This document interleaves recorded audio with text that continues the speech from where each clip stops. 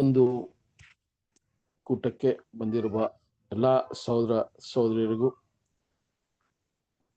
ಯೇಸು ಸ್ವಾಮಿಯ ಪ್ರೀತಿ ಮತ್ತು ಕೃಪೆ ನಮ್ಮ ಮಧ್ಯದಲ್ಲಿ ಇರಲಿ ಅಂತ ಈ ಪ್ರಾರ್ಥನೆಯ ಮೂಲಕ ಈ ಒಂದು ಕೂಟವನ್ನು ನಾವು ಪ್ರಾರಂಭ ಮಾಡೋಣ.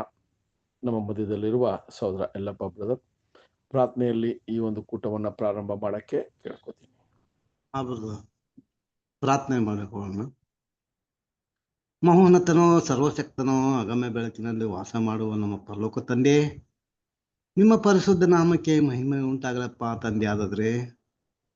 ತಂದೆಯಾದರೆ ಅಯೋಗ್ಯರು ಅಲ್ಪರು ಆದಂಥ ನಮ್ಮ ಲೋಕದಿಂದ ಆಯ್ದುಕೊಂಡು ಒಂದು ಚಿಕ್ಕ ಗುಂಪಲ್ಲಿ ನಮ್ಮನ್ನು ಸಹ ತಂದೆ ನೀವು ಮಾಡಿದ ಸಂಕಲ್ಪದಲ್ಲಿ ನಮಗೆ ಇದುವರೆಗೆ ತಂದೆ ನಡೆಸಿದಕ್ಕಾಗಿ ಸಹ ಧನ್ಯವಾದ ತಂದೆ.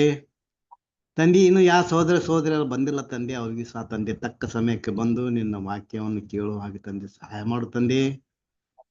ನಿನ್ನ ವಾಕ್ಯವನ್ನು ತಿಳಿಸುವಂತಹ ಸಹೋದರಿಗೋಸ್ಕರ ಸಹ ಬೇಡ್ಕೊಂತೇನೆ ತಂದೆ. ನಿಮ್ಮ ಪವಿತ್ರಾತ್ಮನ ಸಹಾಯದಿಂದ ತಂದೆ ಅವರಿಗೆ ಬೇಕಾದ ಅನಾರೋಗ್ಯ ಕೊಟ್ಟು ತಂದೆ ನಿಮ್ಮ ಸತ್ಯವಾಕ್ಯವನ್ನು ತಿಳಿಸುವ ಹಾಗೆ ನಮ್ಮೆಲ್ಲರಿಗೂ ತಂದೆ ಸಹಾಯ ಮಾಡು ತಂದೆ. ಆದಿಯಿಂದ ಅಂತ್ಯದವರೆಗೆ ತಂದೆ ಈ ಕೂಟದಲ್ಲಿ ನಿಮ್ಮ ಪ್ರಸನ್ನತೆ ಇದ್ದು ಈ ಕೂಟವನ್ನು ಸಹ ತಂದೆ ನಡೆಸಿಕೊಡು ತಂದೆ. ಆದರೆ ಇದುವರೆಗೆ ನನ್ನ ಪ್ರಾರ್ಥನೆ ಕೇಳೋದಕ್ಕಾಗಿ ಸಹ ಧನ್ಯವಾದ ತಂದೆ. ಈ ಚಿಕ್ಕ ಪ್ರಾರ್ಥನಾ ಎಲ್ಲರಿಗೂ ಯೇಸು ಕ್ರಿಸ್ತ ನಾಮದಲ್ಲಿ ಬಿಡುತ್ತೇನೆ ತಂದೆ. Amen. Amen. Thank you brother. Thank you. ಸಹೋದರ ಈ ದಿನ ಕೂಡ ನಾವು ಸತತವಾಗಿ ಅಪೊಸ್ತಲರ ಕಾರ್ಯಗಳ ವಿಚಾರವಾಗಿ ನೋಡ್ಕೊಂಡು ಬರ್ತಾ ಇದ್ದೀವಿ. ಅದರಲ್ಲಿ 17ನೇ ಅಧ್ಯಾಯದಲ್ಲಿ ನಾವು ಈ ವಿಷಯಗಳನ್ನು ನೋಡ್ತಾ ಇದ್ವಿ.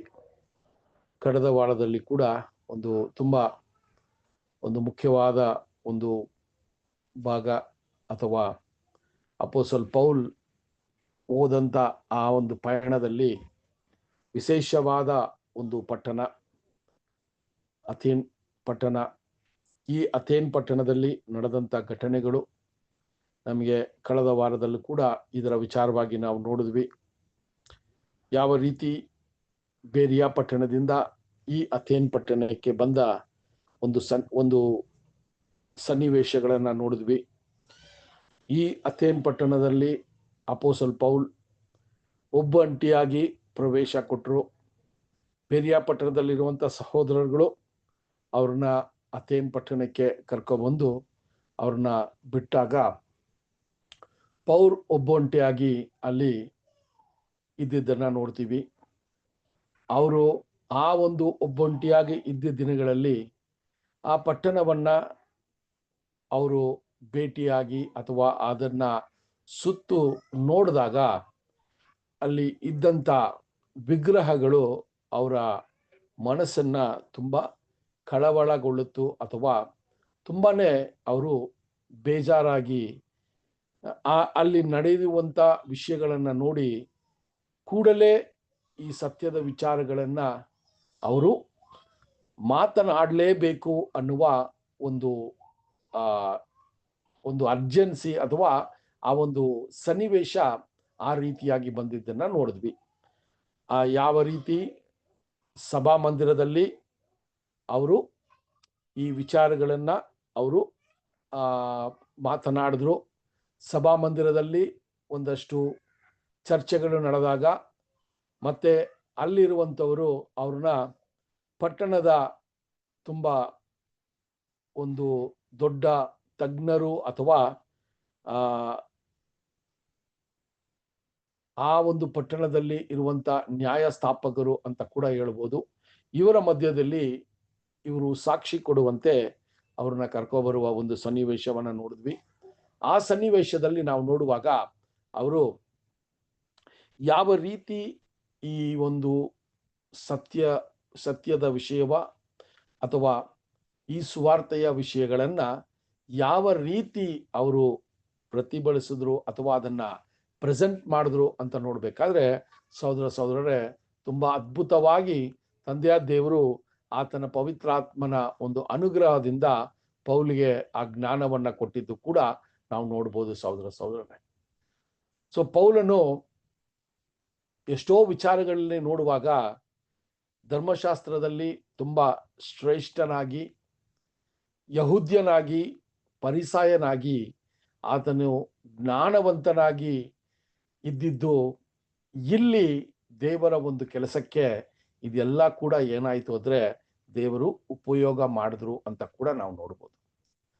ಆದರೆ ಪೌಲನು ಈ ಒಂದು ವಿಷಯಗಳ ಹಿನ್ನೆಲೆಯಲ್ಲಿ ಆತನು ಜೀವಿತ ಮಾಡ್ತಾ ಇರುವಾಗ ಈ ಸತ್ಯದ ಬೆಳಕು ಸಿಕ್ಕಿದ ತಕ್ಷಣ ಅದನ್ನ ಯಾವ ರೀತಿ ರೂಪಿಸ್ಕೊಂಡು ಆತನು ರೂಪಾಂತರ ಆಗಿ ಈ ಸತ್ಯದ ಬೆಳಕಿಗೆ ತಕ್ಕನಂಗೆ ಆ ಒಂದು ವಿಷಯಗಳನ್ನ ಅರ್ಥ ಮಾಡ್ಕೊಳ್ಳೋದಕ್ಕೆ ದೇವರು ಆತನಿಗೆ ಇನ್ನೊಂದಷ್ಟು ಕೃಪೆಯನ್ನ ಕೊಟ್ರು ಅಂತ ಕೂಡ ನಾವು ನೋಡ್ಬೋದು.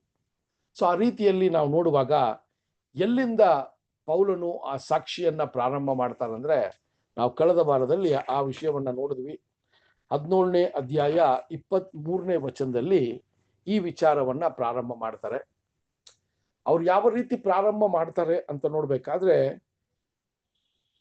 ಆ ಅಥೇನ್ ಪಟ್ಟಣದಲ್ಲಿ ಇದ್ದಂತ ವಿಗ್ರಹ ಆರಾಧನೆ, ಆ ಅಥೇನ್ ಪಟ್ಟಣದಲ್ಲಿ ಇದ್ದಂತ ಅವರ ದೇವಾಲಯಗಳು, ಅವರು ಕೊಡುವಂತ ಆ ಒಂದು ಬಲಿಗಳು, ಇದೆಲ್ಲ ಕೂಡ ಆತನು ನೋಡಿದ ನಂತರ ಈತನು ಡೈರೆಕ್ಟ್ ಆಗಿ ಈ ವಿಚಾರಗಳ ವಿಷಯದಲ್ಲಿ ಅವ್ರನ್ನ ಖಂಡಿಸಿಲ್ಲ. ಹೆಂಗೆ ಪ್ರಾರಂಭ ಮಾಡ್ತಾರೆ ಅಂದ್ರೆ, ನೀವು ತುಂಬಾ ಭಯಭಕ್ತಿಯಿಂದ ಇರುವಂತ ಒಂದು ಜನವಾಗಿದ್ದೀರಾ ಅಂತ ನನಗೆ ಅನ್ಸತ್ತೆ. ಯಾಕಾದ್ರೆ ನೀವು ಮಾಡುವಂತ ಆರಾಧನೆ, ನೀವು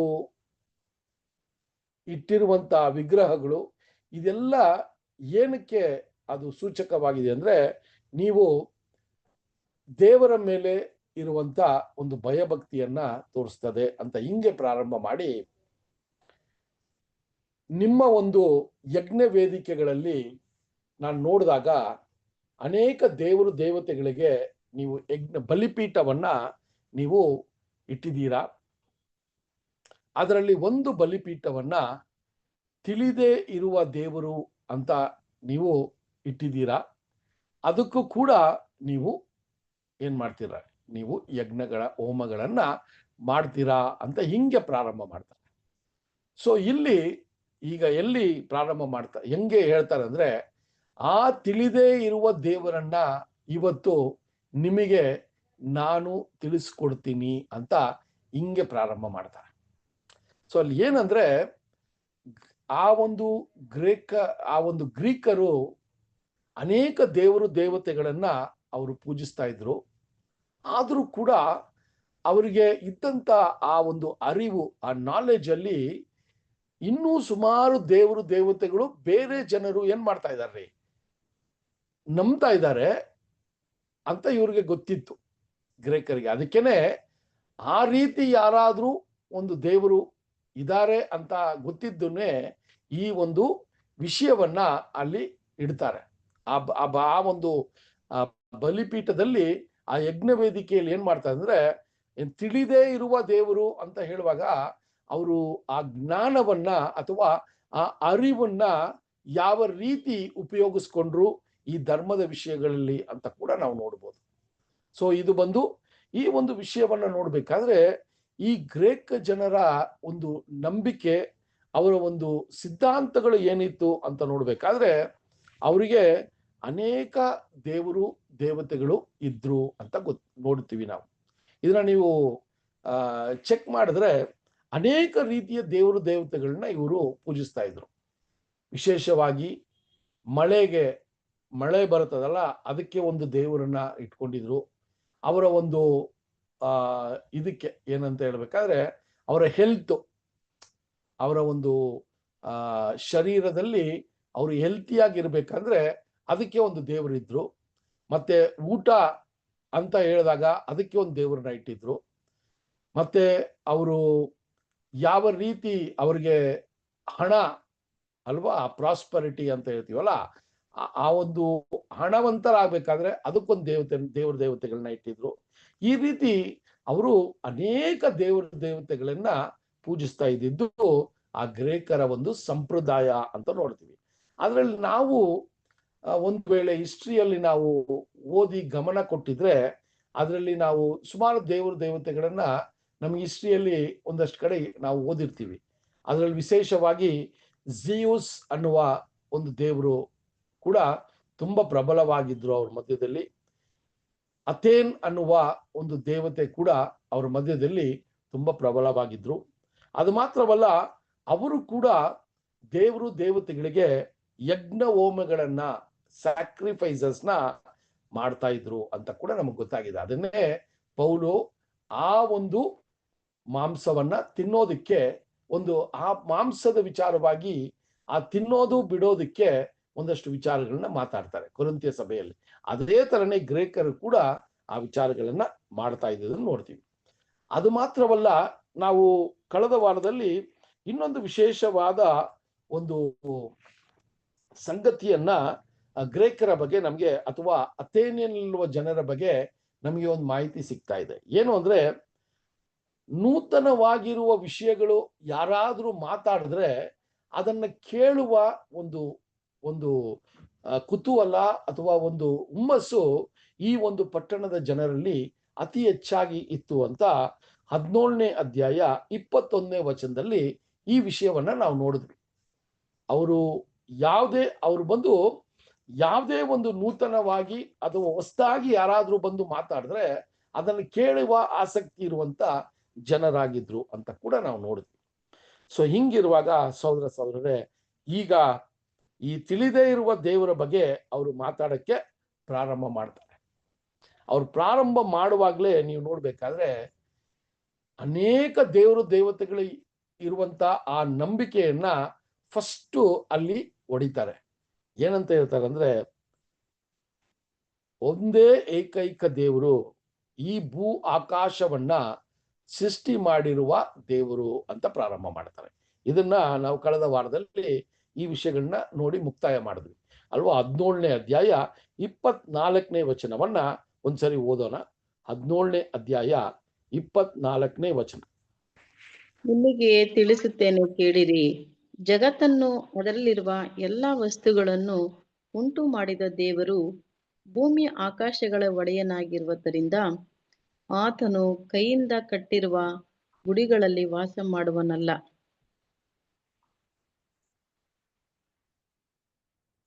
ಸಿಂಪಲ್ ನೋಡಿ, ಅವ್ರು ಪ್ರಾರಂಭ ಮಾಡುವ ಒಂದು ವಿಷಯ ನೋಡ್ಬೇಕಾದ್ರೆ ಅವರ ಒಂದು ನಂಬಿಕೆ, ಅವರ ಒಂದು ಪದ್ಧತಿಗಳು, ಅವರ ಒಂದು ಸಂಪ್ರದಾಯಗಳು ಎಲ್ಲ ಇದ್ರೂ ಕೂಡ ಇವ್ರು ಹೆಂಗ್ ಪ್ರಾರಂಭ ಮಾಡ್ತಾ ಇದಾರೆ ಅಂದ್ರೆ, ಈ ತಿಳಿದೇ ಇರುವ ದೇವರು ಯಾರು ಅಂತ ಗೊತ್ತಾ ನಿಮ್ಗೆ ಅಂತ ಹೇಳಿ, ಈ ದೇವರೇ, ಈ ಏಕೈಕ ದೇವರೇ ಭೂ ಆಕಾಶವನ್ನ ಉಂಟು ಮಾಡಿ ಅದರಲ್ಲಿರುವಂತ ಸಮಸ್ತವನ್ನ ಅವರೇ ಉಂಟು ಮಾಡಿದವರು. ಅಷ್ಟು ಒಂದು ಒಂದು ವಿಶೇಷವಾದ ಒಂದು ದೇವರು ನಾವು ಕಟ್ಟುವಂತ ದೇವಾಲಯಗಳಲ್ಲಿ ವಾಸ ಮಾಡೋದಕ್ಕೆ ಸಾಧ್ಯನೇ ಇಲ್ಲ ಅನ್ನುವ ಒಂದು ವಿಷಯವನ್ನ ಅಲ್ಲಿ ತಿಳಿಸ್ಕೊಂಡು ಹೋಗ್ತಾರೆ. 25ನೇ ವಚನ ಓದೋಣ ಸಿಸ್ಟರ್. ಭೂಮಿ ಆಕಾಶಗಳ ಆತನು ಕೈಯಿಂದ ಕಟ್ಟಿರುವ ಗುಡಿಗಳಲ್ಲಿ ವಾಸ ಮಾಡುವನಲ್ಲ, ತಾನೇ ಎಲ್ಲರಿಗೂ ಜೀವ, ಸ್ವಾಸ್ಥ್ಯ ಮುಂತಾದೆಲ್ಲವನ್ನು ಕೊಡುವನಾಗಿರಲಾಗಿ ಇದ್ದವನಂತೆ ಮನುಷ್ಯರ ಕೈಗಳಿಂದ ಸೊ ಇಲ್ಲಿ ಆ ಏಕೈಕ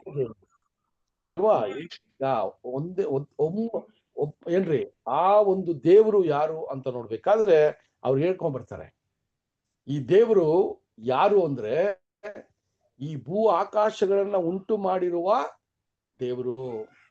ಅದು ಮಾತ್ರವಲ್ಲ, ಈ ಒಂದು ಉಂಟು ಮಾಡಿರುವ ಜನರನ್ನ ಅವರೇ ಆ ಜನರಿಗೆ ಏನ್ ಮಾಡಿದ್ರಂತೆ, ಜೀವ ಮತ್ತು ಶ್ವಾಸವನ್ನ ಮತ್ತೆ ಅವರು ಬದುಕೋದಿಕ್ಕೆ ಎಲ್ಲವನ್ನ ಕೊಟ್ಟಿರುವ ಇವರೇ ದೇವರು.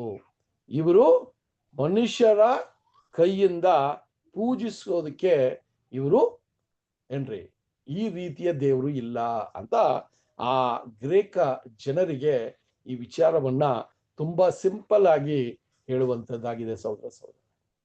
ಸೊ ಇಲ್ಲಿ ಅವ್ರು ಮಾತನಾಡುವ ಒಂದೊಂದು ವಿಷಯ ಕೂಡ ನೋಡ್ಬೇಕಾದ್ರೆ ಈ ಏಕೈಕ ದೇವರ ಅಥವಾ ತಿಳಿದೇ ಇರುವ ದೇವರು ನಾನಿವತ್ತು ನಿಮಗೆ ತಿಳಿಸ್ತಾ ಇದ್ದೀನಿ, ಇದನ್ನ ನೀವು ಅರ್ಥ ಮಾಡ್ಕೊಳ್ಳಿ ಅಂತ ಹೇಳುವಾಗ, ಆ ತಿಳಿದೇ ಇರುವ ದೇವರು ಎಲ್ಲ ಸರ್ವವನ್ನ ಸೃಷ್ಟಿ ಮಾಡಿರುವ ಏಕೈಕ ದೇವರು ಅಂತಾನೆ ಹೇಳ್ತಾರೆ. ಅಲ್ಲಿ ಯೆಹೋವ ದೇವರು ಅಂತ ಕೂಡ ಅವರು ವಿಷಯಗಳನ್ನ ಮಾತಾಡಲ್ಲ. ನಾವು ಕನ್ನಡದಲ್ಲೂ ಕೂಡ ನೋಡ್ಬೇಕಾದ್ರೆ ಆ ದೇವರು ಅಂತಾನೆ ಬರ್ತದೆ. ಸೊ ಯಾಕೆ ಅಂದ್ರೆ ಈ ಒಂದು ಸುವಾರ್ತೆಯನ್ನ ಸಾರಬೇಕಾದ್ರೆ ತುಂಬಾನೇ ಜಾಗ್ರತೆಯಿಂದ ಈ ವಿಷಯಗಳನ್ನ ಮಾತಾಡಬೇಕಾಗಿತ್ತು. ಯಾಕಂದ್ರೆ ಈ ಕೊಟ್ಟಿರುವ ಸಮಯದಲ್ಲಿ ಅಲ್ಲಿ ಬಂದಿರುವಂತ ಎಲ್ರಿಗೂ ಮನವರಿಕೆ ಆಗೋ ರೀತಿಯಲ್ಲಿ ಮಾತಾಡಕ್ ಆಗದೆ ಇದ್ರು ಕೂಡ ಸತ್ಯವನ್ನ ಅಲ್ಲಿ ಮಾತನಾಡುವಾಗ ಅದರಲ್ಲಿ ದೇವರು ಯಾರನ್ನ ಆರಿಸ್ಕೋತಾರೋ ಅಥವಾ ಯಾರು ದೇವರನ್ನ ನಂಬ್ತಾರೋ ಅನ್ನೋದು ತುಂಬಾ ಅಲ್ಪವಾಗಿರೋ ಜನನೇ. ಅದನ್ನೇ ನಾವು ನೋಡ್ತೀವಿ. ಸೊ ಇಲ್ಲಿ ಈ ರೀತಿಯ ಒಂದು ವಿಚಾರಗಳನ್ನ ನೋಡ್ಬೇಕಾದ್ರೆ ಆ ರೀತಿ ಒಂದು ಏನ್ರಿ ದೇವರು ಅಸಾಧ್ಯವಾಗಿರುವ ದೇವರು.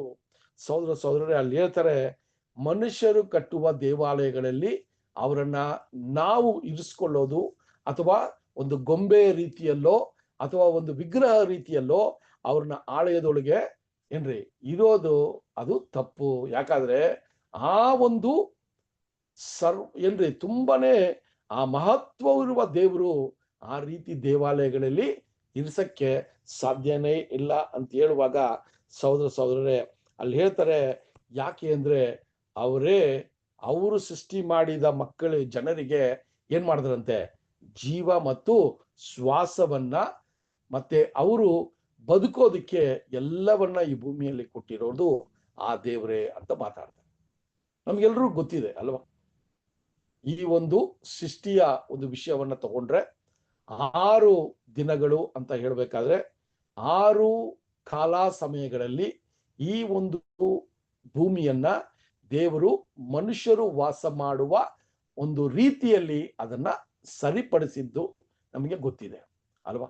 ಸೊ ಯಾವ ರೀತಿ ಬೆಳಕನ್ನ ಕೊಟ್ರು, ಏನ್ರಿ ಜೀವ ಜಂತುಗಳನ್ನ ತಯಾರಿ ಮಾಡಿದ್ರು, ಇದೆಲ್ಲ ಏನಕ್ಕೆ ಮಾಡಿದ್ರು ಅಂದ್ರೆ ಕಡೇದಾಗಿ ಅವರು ಆದಾಮ್ ಮತ್ತೆ ಅವ್ವಲನ್ನ ಈ ಒಂದು ಭೂಮಿಯಲ್ಲಿ ಸೃಷ್ಟಿ ಮಾಡಿ ಅವರು ಬದುಕಿ ಅವರು ಬಾಳೋದಕ್ಕೆ ಈ ಎಲ್ಲವನ್ನ ಅವ್ರು ತಯಾರಿ ಮಾಡಿದ್ರು ಅನ್ನೋದನ್ನ ಇಲ್ಲಿ ಅಪೊಸ್ತಲ ಪೌಲ್ ಈ ವಿಷಯಗಳನ್ನ ತಿಳಿಸೋದನ್ನ ನೋಡ್ತೀವಿ. ಸೊ ಈ ಒಂದು ವಿಚಾರದಲ್ಲಿ ಇವತ್ತು ನಾವು ಈ ಕಾರ್ಯಗಳನ್ನ ನಾವು ನೋಡ್ಕೊಂಡು ಹೋಗೋಣ ಸಹೋದರರೇ. ಅಪೊಸ್ತಲರ ಕಾರ್ಯಗಳು 17ನೇ ಅಧ್ಯಾಯ 25ನೇ ವಚನದಿಂದ ನಾವು ನೋಡುವಾಗ ತಂದೆಯಾದ ದೇವರ ಬಗ್ಗೆ ಮಾತಾಡ್ತಾರೆ. ಅವರ ಒಂದು ಏನ್ರಿ ಆಲ್ಮೈಟಿನೆಸ್ ಅಂತ ಹೇಳ್ಬೇಕಾದ್ರೆ ಎಂತ ಒಂದು ದೊಡ್ಡ ದೇವರು ಅನ್ನೋದನ್ನ ತಿಳಿಸ್ತಾ ಇದ್ದಾರೆ. ಆ ದೇವರು ಈ ಭೂಮಿಯೊಳಗೆ ಯಾವ ರೀತಿ ಮನುಷ್ಯರನ್ನ ಸೃಷ್ಟಿ ಮಾಡಿದ್ರು ಅಂತ ಹೇಳಿ ಈಗ ಇವರು ಪ್ರಾರಂಭ ಮಾಡುವ ಒಂದು ಕಾರ್ಯಗಳನ್ನ ನಾವು ನೋಡ್ಬೋದು ಸಹೋದರರೇ. ಈ ವಿಚಾರಗಳನ್ನ ನೋಡ್ಬೇಕಾದ್ರೆ ಸಹೋದರರೇ ಈ ಕಾರ್ಯಗಳನ್ನ ನೋಡ್ಬೇಕಾದ್ರೆ ಇಲ್ಲಿ ಪೌಲ್ ಏನಕ್ಕೆ ಈ ವಿಚಾರಗಳನ್ನ ತಿಳಿಸ್ತಾ ಇದ್ದಾರೆ ಅಂದ್ರೆ, ಆ ಒಂದು ದೇವರು ಮನುಷ್ಯನನ್ನ ಸೃಷ್ಟಿ ಮಾಡಿದಾಗ ಅವನಿಗೆ ಜೀವ ಶ್ವಾಸವನ್ನ ಕೊಟ್ರು ಅಲ್ವಾ? ಆ ರೀತಿಯ ಒಂದು ಶ್ವಾಸವನ್ನ ಪಡ್ಕೊಂಡಿರೋ ಮನುಷ್ಯ ಅವನು ಎದ್ದು ಓಡಾಡಿ ತಿಂದು ಎಲ್ಲ ಮಾಡ್ತಾನೆ. ಆದ್ರೆ ಆ ದೇವರನ್ನ ನೀವು ಗೊಂಬೆ ಅಥವಾ ಆ ಒಂದು ವಿಗ್ರಹವನ್ನ ಮಾಡಿ ಅದು ಉಸಿರಾಡೋದು ಇಲ್ಲ, ನಡೆಯೋದು ಇಲ್ಲ, ಮಾತನಾಡೋದು ಇಲ್ಲ, ಏನ್ರಿ ಕೇಳೋದು ಇಲ್ಲ. ಈ ಒಂದು ರೀತಿಯಲ್ಲಿ ಅದನ್ನ ಮಾಡಿದ್ರೆ ಇದು ಸರಿಯಾದದಲ್ಲ ಅನ್ನುವ ಒಂದು ವಿಚಾರವನ್ನ ಅವ್ರಿಗೆ ಮುಟ್ಟಿಸ್ತಾ ಇದ್ದಾರೆ. ನೀವು ಈಗ ಮಾಡಿರುವ ಈ ಒಂದು ವಿಗ್ರಹಗಳೆಲ್ಲ ನಿಮ್ಮ ಕೈಯಿಂದ ನೀವೇ ರೂಪಿಸಿಕೊಂಡಿರುವ ವಿಗ್ರಹಗಳು. ದೇವರು ಈ ರೀತಿ ಒಂದು ಚಿಕ್ಕ ಗೊಂಬೆಯಾಗಿ ಯಾವುದೇ ರೀತಿಯ ಪ್ರತಿಕ್ರಿಯೆ ಇಲ್ಲದೆ ಇರುವಂತ ದೇವರಿಲ್ಲ ಅನ್ನೋದನ್ನ ಸ್ಪಷ್ಟವಾಗಿ ಅಲ್ಲಿ ಪ್ರಾರಂಭ ಮಾಡ್ತಾರೆ. ಯಾಕಾದ್ರೆ ಅಲ್ಲಿ ಅಷ್ಟು ವಿಗ್ರಹಗಳಿತ್ತಂತೆ ಅಥೇನಲ್ಲಿ. ಅದಕ್ಕೆ ಅವರು ಹೇಳ್ತಾರೆ ಅಲ್ಲಿ ಜನರಿಗಿಂತ ಜಾಸ್ತಿ ವಿಗ್ರಹಗಳಿತ್ತು ಅಂತ ಬರೀತಾರೆ ರೈಟರ್. ಅಷ್ಟು ಒಂದು ವಿಷಯಗಳನ್ನ ಬರೆಯುವಾಗ ಎಲ್ಲಾ ಚಿಕ್ಕ ಪುಟ್ಟ ವಿಷಯಗಳು ಕೂಡ ಒಂದು ವಿಗ್ರಹವನ್ನ ರೆಡಿ ಮಾಡ್ಬಿಟ್ಟಿದ್ರು ಅಲ್ವಾ? ಸೊ ಹಂಗಿರುವಾಗ ಆ ವಿಚಾರಗಳನ್ನ ಹೇಳುವಾಗ ಈಗ ಆ ಒಂದು ದೇವರು ಯಾವ ರೀತಿ ಈ ಭೂಮಿಯಲ್ಲಿ ಮನುಷ್ಯರನ್ನ ಉಂಟು ಮಾಡಿದ್ರು ಅಂತ ಅಲ್ಲಿಂದ ಪ್ರಾರಂಭ ಮಾಡ್ಕೊ ಬರ್ತಾರೆ. ಅಪೋಸ್ಲರ ಕಾರ್ಯಗಳು 17ನೇ ಅಧ್ಯಾಯ 26ನೇ ವಚನವನ್ನ ನೋಡೋಣ. ಅಪೋಸ್ಲರ ಕಾರ್ಯಗಳು 17ನೇ ಅಧ್ಯಾಯ 26ನೇ ವಚನ. ಆತನು ಒಬ್ಬನಿಂದಲೇ ಎಲ್ಲಾ ಜನಾಂಗದವರನ್ನು ಹುಟ್ಟಿಸಿ ಅವರವರು ಇರತಕ್ಕ ಕಾಲಗಳನ್ನು ಅವರವರು ನಿವಾಸಗಳ ಮೇರೆಗಳನ್ನು ನಿಷ್ಕರ್ಷಿಸಿ ಭೂಮಂಡದಲ್ಲೆಲ್ಲ ವಾಸ ಮಾಡಿ ಒಂದು ವೇಳೆ ಅವರು ತಡ ಮಾಡಿ ಕಂಡುಕೊಂಡನೋ. ಓಕೆ, ಸೊ ಅಲ್ಲಿ ನೋಡುವಾಗ ಒಂದೇ ರಕ್ತದಿಂದ ಅಂತ ಪ್ರಾರಂಭ ಮಾಡ್ತಾರೆ. ಸೊ ಅಲ್ಲಿ ಏನಂತ ಹೇಳ್ತಾ ಇದಾರೆ ಅಂದ್ರೆ ಒಬ್ಬ ವ್ಯಕ್ತಿಯನ್ನ ತಂದೆಯ ದೇವರು ಸೃಷ್ಟಿ ಮಾಡಿದ್ರು ಅಂತ ಅಲ್ಲಿಂದ ಆದಾಮಿಂದ ಈಗ ಪ್ರಾರಂಭ ಮಾಡ್ತಾರೆ. ಒಂದು ರಕ್ತದಿಂದ ಅಂತ ಹೇಳ್ಬೇಕಾದ್ರೆ ತಂದೆಯ ದೇವರು ಆದಾಮನನ್ನ ಉಂಟು ಮಾಡಿ ಆ ಒಂದು ವ್ಯಕ್ತಿಯಿಂದ ಈ ಭೂಮಿಯನ್ನ ಏನ್ರಿ ಅಲ್ಲಿ ಜನರಿಂದ ಈ ಭೂಮಿಯನ್ನ ಜನರು ತುಂಬುವಂತೆ ಆ ಒಂದು ವ್ಯಕ್ತಿಯಿಂದ ಸಂತಾನವನ್ನ ಉತ್ಪತ್ತಿ ಮಾಡಿದ್ರು ಅಂತ ಈ ಸತ್ಯದ ವಿಚಾರವನ್ನ ಅಲ್ಲಿ ತಿಳಿಸೋದನ್ನ ನಾವು ನೋಡ್ತೀವಿ ಸಹೋದರರೇ. ಅದು ಮಾತ್ರವಲ್ಲ, ಇಲ್ಲಿ ಒಂದು ವಿಶೇಷವಾದ ವಿಷಯವನ್ನ ಹೇಳ್ತಾರೆ. ಏನು ಅಂತ ಹೇಳ್ಬೇಕಾದ್ರೆ ಈ ಒಂದು ಲೋಕದಲ್ಲಿ ಇರುವಂತ ಎಲ್ಲಾ ಮನುಷ್ಯರನ್ನ ಆ ಒಂದು ಮನುಷ್ಯ ಆದಾಮಿಂದ ಇದು ಸಂತಾನ ಉಂಟಾಯಿತು ಅಂತ ಹೇಳುವಾಗ ಆ ಸಂತಾನ ಭೂಮಿಯಲ್ಲಿ ಎಲ್ಲಿ ಯಾವ ರೀತಿ ಯಾವ ಪ್ರಾಂತ್ಯದಲ್ಲಿ ವಾಸ ಮಾಡಬೇಕು ಅನ್ನೋದನ್ನ ಕೂಡ ತಂದೆಯ ದೇವರನ್ನೇ ನಿರ್ಧಾರ ಮಾಡಿದ್ದಾರೆ ಅಂತ ಒಂದು ವಿಚಾರವನ್ನ ಹೇಳ್ತಾರೆ ಅಲ್ವಾ. ನಮಗೆ ಗೊತ್ತಿದೆ, ನಮಗೆ ಬೇಸಿಕ್ ಕ್ಲಾಸಸ್ ಅಲ್ಲೇ ಯಾವ ರೀತಿ ಈ ಒಂದು ಭೂಮಿಯನ್ನ ದೇವರು ಸೃಷ್ಟಿ ಮಾಡಿ ಮನುಷ್ಯನು ವಾಸವಾಗೋದಕ್ಕೆ ಅದನ್ನ ಕ್ರಮಬದ್ಧವಾಗಿ ನಡೆಸಿ ಆ ಮನುಷ್ಯನನ್ನ ಉಂಟಿ ಮಾಡಿದ ನಂತರ ಈ ಭೂಮಿಯನ್ನ ಯಾವ ರೀತಿ ದೇವರ ಆಶೀರ್ವಾದ ಏನಂದ್ರೆ ನೀನು ಭೂಮಿಯನ್ನ ನೀನು ತುಂಬಿಸ್ಬೇಕು, ನಿನ್ನ ಸಂತಾನವು ಬರಬೇಕು ಅಂತ ಹೇಳುವಾಗ ಅದೊಂದು ಆಶೀರ್ವಾದದ ವಿಷಯವಾಗಿತ್ತು. ಆ ರೀತಿ ಬರುವಾಗ ಆ ಜನರು ಎಲ್ಲಿ ಯಾವ ರೀತಿ ಯಾವ ಪ್ರಾಂತ್ಯದಲ್ಲಿ ವಾಸ ಮಾಡಬೇಕು ಅಂತ ಕೂಡ ದೇವರು ನಿರ್ಧಾರ ಮಾಡಿದ್ದಾರೆ ಅನ್ನೋದನ್ನ ಅಲ್ಲಿ ಹೇಳ್ತಾರೆ ಸಹೋದರ. ಸೊ ಆ ವಿಚಾರಗಳನ್ನ ನೋಡುವಾಗ ಈ ಒಂದು ವಿಚಾರ ಗ್ರೇಕರಿಗೆ ಏನಾಗಿರ್ಬೋದು ಅಂದ್ರೆ ಈತನು ಏನೋ ಒಂದು ಹೊಸ ವಿಷಯನ ಹೇಳ್ತಾ ಇದ್ದಾನೆ, ಆದ್ರೆ ಅವರ ವಿರುದ್ಧವಾಗಿ ತಪ್ಪು ಕಂಡುಹಿಡಿಯೋದಕ್ಕೆ ಅವರಿಂದ ಸಾಧ್ಯವಾಗ್ತಾ ಇರಲಿಲ್ಲ. ಇವರು ಈ ಸತ್ಯವನ್ನ ಪ್ರೆಸೆಂಟ್ ಮಾಡೋ ರೀತಿ ಹೆಂಗಿತ್ತು ಅಂದ್ರೆ ಅವರಿಗೆ ಡೈರೆಕ್ಟ್ ಆಗಿ ಅವ್ರನ್ನ ಹಾನಿ ಮಾಡುವಂತ ವಿಷಯವಿಲ್ಲ, ಆದರೆ ಸತ್ಯವನ್ನ ಅವರು ನಂಬಲೇಬೇಕಿರುವಂತ ಒಂದು ಪರಿಸ್ಥಿತಿಯಲ್ಲಿ ಅವ್ರನ್ನ ರೆಡಿ ಮಾಡ್ತಾರೆ ಸಹೋದರರೇ. ಸೊ ಅಲ್ಲಿ ಏನಂತ ನೋಡ್ಬೇಕಾದ್ರೆ ಗ್ರೇಕರು ಯಾವ ಒಂದು ಮನಸ್ಥಿತಿಯಲ್ಲಿ ಇದ್ರು ಅಂದ್ರೆ ಅವರೇ ಈ ಭೂಮಿಯಲ್ಲಿ ಶ್ರೇಷ್ಠವಾದ ಜನ, ತುಂಬಾ ಅರಿವಿರುವಂತ ಜನ, ತುಂಬಾ ಬುದ್ಧಿವಂತರು, ತುಂಬಾ ಜ್ಞಾನವಂತರು, ತುಂಬಾನೇ ಎಜುಕೇಟೆಡು ಅಂತ ಈ ರೀತಿಯ ಒಂದು ಭಾವನೆಯಲ್ಲಿ ಆ ಗ್ರೇಕ ಸಮುದಾಯ ಅಥವಾ ಆ ಗ್ರೇಕ ಜನರು ಇದ್ರು ಅಂತ ನೋಡ್ತೀವಿ. ಆದ್ರೆ ಪೌಲನು ಹೇಳುವ ಈ ವಿಚಾರದಲ್ಲಿ ಏನಂತ ತಿಳಿಸ್ತಾ ಇದ್ದಾರೆ ಅಂದ್ರೆ ನೀವು ಏನು ಅಂತ ನಿಮ್ಮನ್ನು ಅನ್ಕೊಂಡಿದ್ದೀರೋ ನಿಮಗೆ ದೇವರ ಬಗ್ಗೆ ಏನೂ ಗೊತ್ತಿಲ್ಲ ಅನ್ನುವ ಒಂದು ವಿಚಾರ ಅವರಿಗೆ ಮೂಡಿಸಿದ್ದನ್ನ ನಾವು ನೋಡ್ತೀವಿ ಸಹೋದರರೇ. ಸೊ ಆ ರೀತಿ ಆದಾಮನಿಂದ ಈ ಒಂದು ಸಂತಾನವು ಉಂಟಾಯಿತು ಅಂತ ಪ್ರಾರಂಭ ಮಾಡ್ತಾರೆ. ಸೊ ಈಗ ಫಸ್ಟ್ ಏನು ಅವ್ರಿಗೆ ಮನವರಿಕೆ ಮಾಡ್ತಾರೆ ಅಂದ್ರೆ ಈ ಭೂ ಆಕಾಶವನ್ನ ಅದರಲ್ಲಿರುವ ಸಮಸ್ತವನ್ನ ಉಂಟು ಮಾಡಿದ್ದು ಒಂದೇ ದೇವರು, ಏಕೈಕ ದೇವರು ಅನ್ನೋದನ್ನ ಅಲ್ಲಿ ಪ್ರೂವ್ ಮಾಡ್ಬಿಟ್ರು. ಸೊ ಇವರು ಪೂಜಿಸುವಂತ ದೇವರು ದೇವತೆಗಳೆಲ್ಲನೂ ಅಲ್ಲಿ ದೇವರೇ ಇಲ್ಲ. ನಿಮ್ಮ ಮನಸ್ಸಿಗೆ ಬಂದಂತೆ ನೀವು ವಿಗ್ರಹಗಳನ್ನ ಮಾಡ್ಕೊಂಡ್ರಿ, ನಿಮ್ಮ ಒಂದು ಮನಸ್ಸಿಗೆ ಬಂದಂತೆ ನೀವು ಅದನ್ನ ರೂಪಿಸ್ಕೊಂಡ್ರಿ. ಸೊ ಇದೆಲ್ಲ ಕೂಡ ದೇವರುಗಳಿಲ್ಲ ಅನ್ನೋ ಒಂದು ವಿಚಾರವನ್ನ ಅಲ್ಲಿ ಹೊಡೆಯೋದನ್ನ ನಾವು ನೋಡ್ತೀವಿ ಸಹೋದರರೇ.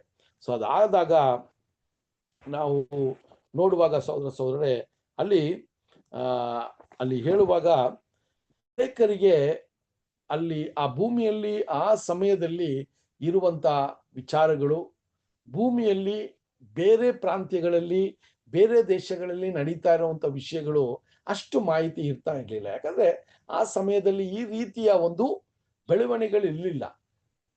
ಆ ರೀತಿಯಲ್ಲಿ ನೋಡ್ಬೇಕಾದ್ರೆ ಇಲ್ಲಿ ಪೌಲ್ ಹೇಳ್ತಾರೆ, ಎಲ್ಲಾ ದೇಶಗಳನ್ನ ದೇವರೇ ಆ ದೇಶಗಳಿಗೆ ಯಾರು ಯಾವ ರೀತಿ ಬದುಕಬೇಕು ಅನ್ನೋದನ್ನ ಅವರೇ ನಿರ್ಧಾರ ಮಾಡಿದ್ದಾರೆ ಅಂತ ಅಲ್ಲಿ ಸ್ಪಷ್ಟಪಡಿಸುವ ವಿಷಯವನ್ನ ನಾವು ನೋಡ್ತೀವಿ ಸಹೋದರರೇ. ಸೊ ಆ ರೀತಿಯ ವಿಚಾರಗಳಲ್ಲಿ ನಾವು ನೋಡ್ಬೇಕಾದ್ರೆ ಸಹೋದರರೇ, ಅಲ್ಲಿ ಹೇಳ್ತಾರೆ, ಆ ಒಂದು ಅವರಿಗೆ ಆ ಗ್ರೀಕರಿಗೆ ಏನಿತ್ತು ಅಂದ್ರೆ ಅವರಿಗೆ ಪ್ರೈಡ್ ಇತ್ತು, ಹೆಮ್ಮೆ, ಎಚ್ಚಲ ಪಡುವಂತ ವಿಷಯ ಅವ್ರಿಗಿತ್ತು. ಯಾಕಂದ್ರೆ ಅಲ್ಲಿ ಹೇಳ್ತಾರೆ, ಈ ಒಂದು ನಾವು ಈಗ ಭಾರತ ದೇಶ ಬಂದು ಡೆಮಾಕ್ರೆಟಿಕ್ ಕಂಟ್ರಿ ಅಂತ ಹೇಳ್ತೀವಲ್ಲ, ಡೆಮಾಕ್ರಸಿ ಅಂತ ಹೇಳ್ಬೇಕಾದ್ರೆ ಜನರಿಗೋಸ್ಕರ ಇರುವಂತ ದೇಶ, ಜನರ ಭಾವನೆಗಳು, ಜನರ ಹಕ್ಕು, ಅದಕ್ಕೋಸ್ಕರ ಆ ಒಂದು ರೀತಿಯಲ್ಲಿ ಕಾನೂನನ್ನ ಮಾಡಿರುವಂತ ದೇಶ, ಅದನ್ನ ಡೆಮಾಕ್ರೆಟಿಕ್ ನೇಷನ್ ಅಂತ ಹೇಳ್ತೀವಿ. ಸ್ವಾತಂತ್ರ್ಯ, ಮನುಷ್ಯನಿಗೆ ಸ್ವಾತಂತ್ರ್ಯ ಕೊಡುವಂತ ದೇಶ ಅಂತ ನಾವು ಇಂಡಿಯಾ ದೇಶನ ಹೇಳ್ತೀವಿ. ಸೊ ಆ ರೀತಿ ಈ ಲೋಕದಲ್ಲಿ ನಾನಾ ರೀತಿಯ ದೇಶಗಳು ಕೂಡ ಈ ತರ ಡೆಮಾಕ್ರೆಟಿಕ್ ಆಗಿದೆ. ಆದ್ರೆ ಇಲ್ಲಿ ನಾವು ಏನ್ ನೋಡ್ತೀವಿ ಅಂದ್ರೆ, ಈ ಸ್ವಾತಂತ್ರ್ಯ ಕೊಡುವಂತ, ಈ ಜನರಿಗೆ ಬದುಕುವ ಹಕ್ಕನ್ನ ಕೊಡುವಂತ ಒಂದು ಡೆಮಾಕ್ರಸಿ ಈ ಗ್ರೀಕರಿಂದನೇ ಪ್ರಾರಂಭವಾಯಿತು ಅಂತ ಹೇಳ್ತಾರೆ. ಗ್ರೀಕ್ ದೇಶದಿಂದಾನೇ ಈ ಡೆಮಾಕ್ರಸಿ ಪ್ರಾರಂಭವಾಯಿತು ಅಂತ ಹೇಳ್ತಾರೆ. ಯಾಕೆ ಅಂದ್ರೆ ಅವರ ಒಂದು ವಿಶಾಲವಾದ ಮನೋಭಾವ ಅಲ್ವಾ. ನಾವು ನೋಡಿದ್ವಿ, ಅವರಿಗೆ ಯಾವುದೋ ಒಂದು ಹೊಸ ವಿಷಯವನ್ನ ಕೇಳುವ ಒಂದು ಕುತೂಹಲ ಇತ್ತಂತೆ, ಅದರ ಮೇಲೆ ಆಸಕ್ತಿ ಇತ್ತಂತೆ, ಅದನ್ನ ಕೇಳಿ ಅವರು ಚರ್ಚೆ ಮಾಡೋರಂತೆ, ಯಾವುದು ಸರಿ ಯಾವುದು ತಪ್ಪು ಅಂತ ಅಲ್ಲಿ ಚರ್ಚೆಗಳಾಗೋದಂತೆ. ಇದೆಲ್ಲ ಕೂಡ ಒಬ್ಬ ಮನುಷ್ಯನ ಭಾವನೆಗೆ ಬೆಲೆ ಕೊಡುವಂತ ಒಂದು ವಿಷಯವಾಗಿತ್ತು. ಅದರಿಂದ ಆ ಗ್ರೀಸ್ ಒಂದು ದೇಶ ಸಹೋದರರೇ, ಅಲ್ಲಿಂದಾನೇ ಈ ಡೆಮಾಕ್ರಸಿ ಪ್ರಾರಂಭವಾಯಿತು ಅಂತ ಕೂಡ ಒಂದು ಸಲಹೆಯನ್ನ ಕೊಡ್ತಾರೆ ಸಹೋದರರೇ. ಸೊ ಆ ರೀತಿ ಇರುವಾಗ ಇವರು ಯಾವ ರೀತಿಯ ಒಂದು ಮನಸ್ಥಿತಿಯಲ್ಲಿ ಇದ್ರಂತೆ, ಇವರೇ ಶ್ರೇಷ್ಠವಾದ ಜನರು, ಆ ಹೆಮ್ಮೆ, ಆ ಹೆಚ್ಚಳ ಇವರಿಗೆ ಅತಿ ಹೆಚ್ಚಾಗಿದ್ದದನ್ನ ಈಗ ಪೌಲನು ನೋಡಿ ಅದನ್ನ ಈಗ ಸರಿಪಡಿಸಕ್ಕೆ ತಂದೆಯಾದ ದೇವರು ಯಾರು ಅಂತ ತಿಳಿಸ್ತಾರೆ, ಅವರ ಒಂದು ವಿಶೇಷತೆ ಏನು ಅಂತ ತಿಳಿಸ್ತಾರೆ. ಈ ಭೂಮಿಯಲ್ಲಿ ಮನುಷ್ಯರು ಯಾವ ರೀತಿ ಈ ಭೂಮಿಯಲ್ಲಿ ಬಂದ್ರು ಅಂತ ಆದಾಮನಿಂದ ಪ್ರಾರಂಭ ಮಾಡಿ ಆ ಸಂತಾನವನ್ನ ಯಾವ ರೀತಿ ದೇವರು ಅಲ್ಲಿ ಪ್ಲಾನ್ ಮಾಡಿದ್ದಾರೆ ಅನ್ನೋದನ್ನ ಕೂಡ ಅಲ್ಲಿ ತಿಳಿಸ್ತಾರೆ. ಅದಾದ ನಂತರ ಈಗ ನೋಡಿ ಯಾವ ರೀತಿ ದೇವರು ಯಾರನ್ನ ಅಲ್ಲಿ ದೇವರು ಅಪೇಕ್ಷಿಸ್ತಾರೆ ಅನ್ನೋದನ್ನ 17ನೇ ಅಧ್ಯಾಯ 26ನೇ ವಚನದಲ್ಲಿ ನಾವು ನೋಡ್ಬೋದು. 27ನೇ ವಚನ ಓದಿ ಸಿಸ್ಟರ್. 17ನೇ ಅಧ್ಯಾಯ 27ನೇ ವಚನ. ಅವರು ತಡ ಮಾಡಿ ಕಂಡುಕೊಂಡರೇನೋ ಎಂದು ತನ್ನನ್ನು ಹುಡುಕುವರನ್ನಾಗಿ ಮಾಡಿದ್ದನು. ಆತನು ನಮ್ಮಲ್ಲಿ ಒಬ್ಬನಿಗೂ ದೂರವಾದವನಲ್ಲ. ನೋಡಿದ್ರ. ಸೊ ಇಲ್ಲಿ ಏನಂದ್ರೆ, ಇಲ್ಲಿ ಈಗ ಹೇಳ್ತಾರೆ, ಆ ಏಕೈಕ ದೇವರು ಯಾವ ಒಂದು ಗುಣವನ್ನ ಹೊಂದಿದ್ದಾರೆ ಅಂತ ನೋಡ್ಬೇಕಾದ್ರೆ ಸಹೋದರರೇ, ಆತನನ್ನ ನೀವು ಹುಡುಕಿದ್ರೆ ಅಂತ ಪ್ರಾರಂಭ ಮಾಡ್ತಾರೆ. ಆತನನ್ನ ನೀವು ಹುಡುಕಿದ್ರೆ ಸಹೋದರರೇ ಅದು ಹೇಳ್ತಾರೆ, ನೀವು ಆತನನ್ನ ಕಂಡುಕೋತೀರಾ ಅಂತ ಹೇಳ್ತಾರೆ. ಸೊ ಇದು ಯಾವ ರೀತಿಯಲ್ಲಿ ನೋಡ್ಬೇಕಾದ್ರೆ ಇವರ ಒಂದು ಮನಸ್ಥಿತಿಗಳೆಲ್ಲ ಯಾವ ರೀತಿ ಇತ್ತು ಅಂದ್ರೆ, ಸಂಪ್ರದಾಯಗಳು ಅಲ್ವಾ, ಅಲ್ಲಿ ಬಲಿದಾನಗಳು, ಹೋಮಯಜ್ಞಗಳು, ಇದೆಲ್ಲ ಆ ಒಂದು ವಿಗ್ರಹಕ್ಕೆ ಮಾಡಿಬಿಟ್ರೆ ನಮ್ಮನ್ನ ಅದು ಕಾಪಾಡ್ತದೆ, ಅದರಿಂದ ಆಶೀರ್ವಾದ ಬರ್ತದೆ ಅಂತ ಅವರ ಮನಸ್ಥಿತಿ ತುಂಬಾ ಹೆಮ್ಮೆ, ಅರಿವಲ್ಲಿ, ಜ್ಞಾನದಲ್ಲಿ ತಜ್ಞರಾಗಿದ್ರು ಕೂಡ ಅವರ ಧರ್ಮದ ವಿಚಾರದಲ್ಲಿ ಅವರು ತುಂಬಾ ದಡ್ಡರಾಗಿದ್ರು ಅಂತ ಕೂಡ ನಾವು ಹೇಳ್ಬೋದು. ಸೊ ಇಲ್ಲಿ ಪೌಲು ತಂದೆಯಾದ ದೇವರ ವಿಚಾರದಲ್ಲಿ ಅವರು ಯಾವ ರೀತಿಯ ದೇವರು ಅಂತ ತಿಳಿಸ್ಕೊಡ್ತಾ ಇದ್ದಾರೆ. ಆತನ ಪ್ರೀತಿ, ಆತನು ಸೃಷ್ಟಿ ಮೇಲೆ ಇಟ್ಟಿದ್ದಂತ ಒಂದು ಪ್ರೀತಿ, ಆ ಸೃಷ್ಟಿಯನ್ನ ಅವರು ಪರಾಮರಿಸುವಂತ ವಿಷಯ, ಇದೆಲ್ಲಾನು ಈಗ ತಿಳಿಸುವಾಗ ಹೇಳ್ತಾರೆ, ಯಾರೊಬ್ರು ಆತನನ್ನ ಹುಡುಕಕ್ಕೆ ಪ್ರಯತ್ನ ಮಾಡ್ತೀವೋ ಆತನಿಗೆ ಆತನನ್ನ ಅವರು ಕಂಡುಕೋಬಹುದು ಅನ್ನುವ ಒಂದು ವಿಚಾರವನ್ನ ಹೇಳ್ತಾರೆ. ಅವರು ನಮ್ಮಿಂದ ತುಂಬಾ ದೂರ ಇಲ್ಲ ಅನ್ನೋದನ್ನ ತಿಳಿಸ್ತಾರೆ. ಈಗ ಈ ಒಂದು ವಿಚಾರವನ್ನು ನೋಡ್ಬೇಕಾದ್ರೆ ಅನೇಕ ಧರ್ಮಗಳಲ್ಲಿ ದೇವರು ಅವರಿಗೂ ತುಂಬಾ ಒಂದು ದೊಡ್ಡ ಒಂದು ಏನಾಗಿದೆ, ಒಂದು ಗ್ಯಾಪ್ ಇದೆ. ದೇವರನ್ನ ಅವರು ತಲುಪಬೇಕಾದ್ರೆ ಅವರು ನಾನಾ ರೀತಿಯ ಜನರ ಮೂಲಕ, ನಾನಾ ರೀತಿಯ ಸಂಪ್ರದಾಯದ ಮೂಲಕ, ನಾನಾ ರೀತಿಯ ಯಜ್ಞ ಹೋಮಗಳ ಮೂಲಕ, ನಾನಾ ರೀತಿಯ ಅಲ್ಲಿ ಯಾಜಕರು, ಅವ್ರಿಗಿದ್ದಂಥ ಜನರು ಅಲ್ವಾ. ಸೊ ಅಲ್ಲಿ ಆ ದೇವಾಲಯಗಳಲ್ಲಿ ಇದ್ದಂಥ ಯಾಜಕರು, ಇವರೆಲ್ಲ ಮೂಲಕನೇ ಅವರು ದೇವರನ್ನ ನೋಡುವಂತ ಒಂದು ವಿಷಯವಾಗಿ ಅದಿತ್ತು ಅಲ್ವಾ. ಅವ್ರಿಗೂ ದೇವರಿಗೂ ಸಂಪರ್ಕವು ತುಂಬಾ ದೂರ ಇತ್ತು. ಆದ್ರೆ ಪೌಲ್ ಹೇಳ್ತಾರೆ, ಈ ದೇವರು ತಿಳಿದೇ ಇರುವಂತ ದೇವರ ಒಂದು ಗುಣವನ್ನ ಇಲ್ಲಿ ಹೇಳ್ತಾ ಇದ್ದಾರೆ. ಅವರನ್ನ ಮನಪೂರ್ವಕವಾಗಿ ನಾವು ಹುಡುಕಿದ್ರೆ ಅವರು ಕಾಣಿಸ್ಕೋತಾರೆ ಅಂತ ಹೇಳುವಾಗ ಅವರು ನಮ್ಮನ್ನ ಸ್ವೀಕಾರ ಮಾಡ್ತಾರೆ. ಅವರು ನಮ್ಮಿಂದ ತುಂಬಾ ದೂರ ಇಲ್ಲ ಅನ್ನೋದನ್ನ ಅಲ್ಲಿ ತಿಳಿಸ್ತಾ ಇದ್ದಾರೆ. ಸೊ ಅಲ್ಲಿ ಗ್ರೇಕರ ಒಂದು ಪದ್ಧತಿಗಳನ್ನ ನೋಡ್ಬೇಕಾದ್ರೆ ಅವರ ದೇವರು ದೇವತೆಗಳೆಲ್ಲ ಯಾವ ರೀತಿ ನೋಡ್ತಾ ಇದ್ದು ಅಂದ್ರೆ, ಅವರು ಕಣ್ಣಾರೆ ಕಂಡ್ರೇನೆ ಅವರು ದೇವರುಗಳು, ಅವರು ಆ ವಿಗ್ರಹಗಳನ್ನ ಮುಟ್ಟಿದ್ರೇನೆ ಅವರು ದೇವರುಗಳು, ಈ ರೀತಿಯ ಒಂದು ಮನೋಭಾವಗಳು ಅಲ್ವಾ. ಈ ರೀತಿಯ ಒಂದು ವಿಚಾರದಲ್ಲಿ ಆ ಒಂದು ಧರ್ಮವು ನಡೀತಾ ಇದ್ದದನ್ನ ನೋಡ್ತೀವಿ. ಆದ್ರೆ ಇಲ್ಲಿ ಪೌಲನು ಹೇಳುವಾಗ ಆ ರೀತಿ ನಮ್ಮ ದೇವರು ಅಥವಾ ಈ ತಿಳಿದೇ ಇರುವಂತ ದೇವರ ವಿಶೇಷತೆ ಏನಂದ್ರೆ, ಅವರನ್ನ ಮುಟ್ಟಕ್ಕಾಗಲ್ಲ, ಅವ್ರನ್ನ ನೋಡಕ್ಕಾಗಲ್ಲ, ಆದ್ರೆ ಅವ್ರನ್ನ ಹುಡುಕಿದಾಗ ಅವರು ಕಾಣುವಂತ ದೇವರಾಗಿದ್ದಾರೆ ಅನ್ನೋದನ್ನ ಸ್ಪಷ್ಟಪಡಿಸುವಂತ ಒಂದು ವಿಚಾರವನ್ನ ಹೇಳ್ತಾರೆ ಸಹೋದರ. ಆದ ನಂತರ ಅದರ ವಿಚಾರವಾಗಿ ಮಾತಾಡುವಾಗ ಇನ್ನೂ ಒಂದು ವಿಶಾಲವಾದ ಒಂದು ವಿಷಯವನ್ನ ತಿಳಿಸ್ತಾರೆ. 17ನೇ ಅಧ್ಯಾಯ 28ನೇ ವಚನವನ್ನು ನೋಡೋಣ. 17ನೇ ಅಧ್ಯಾಯ 28ನೇ ವಚನ.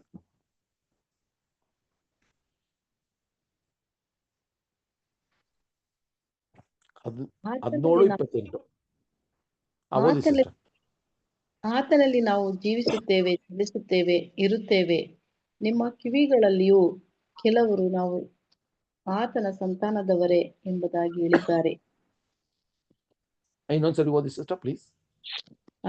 ಆತನಲ್ಲಿ ನಾವು ಜೀವಿಸುತ್ತೇವೆ, ಚಲಿಸುತ್ತೇವೆ, ಇರುತ್ತೇವೆ. ನಿಮ್ಮ ಕಿವಿಗಳಲ್ಲಿ ಕೆಲವರು ನಾವು ಆತನ ಸಂತಾನದವರೇ ಎಂಬುದಾಗಿ ಹೇಳಿದ್ದಾರೆ. ಓಕೆ ರೀ. ಸೊ ಇಲ್ಲಿ ಈ ಒಂದು ತಂದೆಯ ದೇವರ ಬಗ್ಗೆ ಮಾತನಾಡುವಾಗ ಹೇಳ್ತಾರೆ, ಆತನಲ್ಲಿ ನಾವು ಜೀವಿಸ್ತೀವಿ, ನಡಿತೀವಿ, ನಾವು ಇದ್ದೀವಿ ಅಂತ ಹೇಳ್ತಾರೆ. ನೋಡ್ರಿ, ದೇವರು ಎಷ್ಟು ಒಂದು ಅದ್ಭುತವಾದ ಆ ಒಂದು ದೇವರ ಒಂದು ವಿಚಾರವನ್ನ ನೋಡ್ಬೇಕಾದ್ರೆ ನಾವು ಮನುಷ್ಯನಿಗೆ ಹೋಲಿಕೆ ಮಾಡಿ ದೇವರನ್ನ ನೋಡಕ್ಕಾಗಲ್ಲ ಅನ್ನೋದನ್ನೇ ಇಲ್ಲಿ ಸ್ಪಷ್ಟವಾಗಿ ಮಾತಾಡ್ತಾರೆ. ನೋಡ್ರಿ, ಆ ದೇವರು ಈ ಇಡೀ ಯೂನಿವರ್ಸ್ ಅಂತ ಹೇಳ್ತೀವಲ್ಲ, ಸರ್ವ ಸೃಷ್ಟಿಗಳು, ಆ ಒಂದು ಸಂಪೂರ್ಣವಾದ ಆ ಭೂಮಿ ಮಾತ್ರ ಅಲ್ಲ, ಭೂಮಿ ಮತ್ತೆ ಅದಕ್ಕೆ ಸೇರಿದಂತ ಯೂನಿವರ್ಸ್ ಎಲ್ಲಾನು ಆತನ ಒಳಗಿದೆ ಅಂತ ಹೇಳ್ತಾರೆ. ಅಂತ ಒಂದು ವಿಚಾರವಾಗಿ ಹೇಳ್ತಾರೆ. ದೇವರು ಯಾವ ರೀತಿಯ ಒಂದು ಒಂದು ದೇವರ ಒಂದು ಪರಾಕ್ರಮವನ್ನ ಅಥವಾ ದೇವರ ಒಂದು ವಿಶೇಷವಾದ ಒಂದು ವಿಷಯವನ್ನ ಇಲ್ಲಿ ಹೇಳ್ತಾರೆ. ಅಲ್ಲಿ ಆ ವಚನವನ್ನ ನೀವು ನೋಡ್ಬೇಕಾದ್ರೆ ಆತನಲ್ಲಿ ಅಂತ ಹೇಳ್ತಾರೆ. ಆತನಲ್ಲಿ ಅಂತ ಹೇಳ್ಬೇಕಾದ್ರೆ ಆತನಲ್ಲಿ ಜೀವಿಸ್ತಾ ಇದ್ದೀವಿ, ಓಡಾಡ್ತಾ ಇದ್ದೀವಿ, ನಾವು ಈಗ ಬದುಕ್ತಾ ಇದ್ದೀವಿ ಅಂತ ಹೇಳುವಾಗ ದೇವರು ಆ ರೀತಿಯ ಒಂದು ಮನುಷ್ಯನ ಒಂದು ಸ್ವರೂಪ ಅಥವಾ ಮನುಷ್ಯನ ಒಂದು ಏನ್ರಿ ಒಂದು ಇಮೇಜ್ ತರ ದೇವ್ರನ್ನ ನೋಡಕ್ಕಾಗಲ್ಲ ನಾವು, ಅದನ್ನೇ ತಿಳಿಸ್ತಾ ಇದ್ದಾರೆ. ಆ ರೀತಿ ಮನುಷ್ಯನ ತರ ದೇವರು ಇಲ್ಲ ಅನ್ನೋದನ್ನ ತಿಳಿಸ್ತಾ ಇದ್ದಾರೆ. ಯಾಕೆ ಅಂದ್ರೆ ಇದೆಲ್ಲ ಯಾಕೆ ಹೇಳ್ತಾ ಇದ್ದಾರೆ ಅಂದ್ರೆ, ವಿಗ್ರಹಗಳ ಮೂಲಕ ದೇವರು ಇದ್ದಾರೆ ಅನ್ನುವುದನ್ನ ಅವರು ಆ ಚಿಕ್ಕ ಅವರ ಕೈಯಿಂದ ಮಾಡಿರುವಂತ ಗೊಂಬೆಗಳಲ್ಲಿ ಆ ಒಂದು ವಿಶೇಷತೆ ಇದೆ ಅಂತ ಅನ್ಕೊಂಡಿರೋರಿಗೆ ಈ ತಿಳಿದೇ ಇರೋ ದೇವರು ಆ ರೀತಿ ಇಲ್ಲ. ಆತನೊಳಗೆ ನಾವು ಬದುಕ್ತಾ ಇದ್ದೀವಿ, ಆತನ ಒಳಗೆ ನಾವು ಜೀವಿಸ್ತಾ ಇದ್ದೀವಿ ಅಂತ ಒಂದು ವಿಶೇಷವಾದ ವಿಷಯವನ್ನ ಹೇಳ್ತಾರೆ. ಇಲ್ಲಿ ಒಂದು ವಿಚಾರವನ್ನ ಈಗ ತಿಳಿಸ್ತಾರೆ, ಸ್ವಲ್ಪ ಗಮನ ಕೊಡಿ. ಏನಂತ ಹೇಳ್ತಾರೆ ಅಂದ್ರೆ, ನಮ್ಮಲ್ಲಿ ಒಂದಷ್ಟು ಜನರು ನಾವು ದೇವರ ಆ ವಚನವನ್ನ ಒಂದ್ಸರಿ ಓದಿ ಸಿಸ್ಟರ್, 28 ಓದಿ ಇನ್ನೊಂದ್ಸರಿ.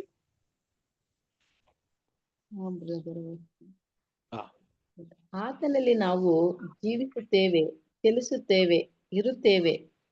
ನಿಮ್ಮ ಕಿವಿಗಳಲ್ಲಿ ಕೆಲವರು ನಾವು ಆತನ ಸಂತಾನದವರೇ ಎಂಬುದಾಗಿ ಹೇಳಿದ್ದಾರೆ.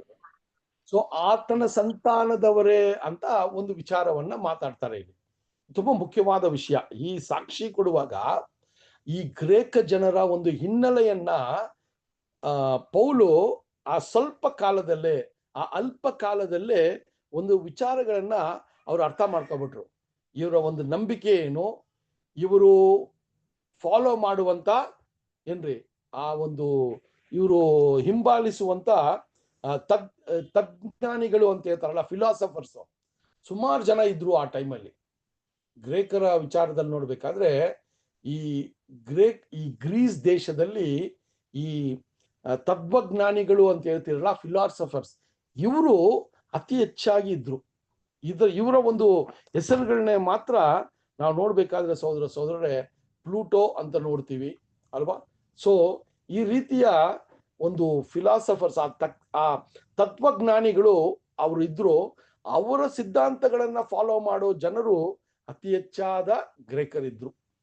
ಅದಕ್ಕೆ ಇಲ್ಲಿ ಹೇಳ್ತಾರೆ, ನೀವು ಇದೇ ವಾಕ್ಯವನ್ನ ಇಂಗ್ಲಿಷ್ ಅಲ್ಲಿ ನೋಡ್ಬೇಕಾದ್ರೆ ಅಲ್ಲಿ ಹೇಳ್ತಾರೆ, ನಿಮ್ಮ ಏನ್ರಿ ಈ ಲೇಖನಗಳನ್ನ ಬರೀತಾರಲ್ಲ ಪೊಯೆಟ್ಸ್, ಅವರು ಇದರ ಬಗ್ಗೆ ಬರೆದಿದ್ದಾರೆ ಅಂತ ಹೇಳ್ತಾರೆ. ಯಾರು?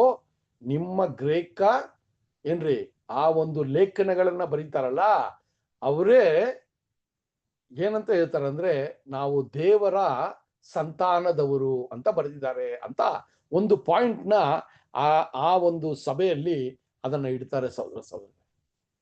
ಸೊ ಯಾಕೆ ಇದನ್ನ ಇಡ್ತಾರೆ ಅಂತ ನೋಡ್ಬೇಕಾದ್ರೆ ಸಹೋದರರೇ, ನಾವು ಆತನ ಸಂತಾನದವರು ಅಂತ ಹೇಳಬೇಕಾದ್ರೆ ನಾವು ಯಾವ ರೀತಿ ಈಗ ಬದುಕ್ತಾ ಇದ್ದೀವಿ ನಮ್ಮ ಜೀವನದಲ್ಲಿ, ನಮಗೆ ಜೀವಿಸುವ ಒಂದು ವಿಶೇಷತೆಯನ್ನ ಕೊಟ್ಟಿದ್ದಾರೆ.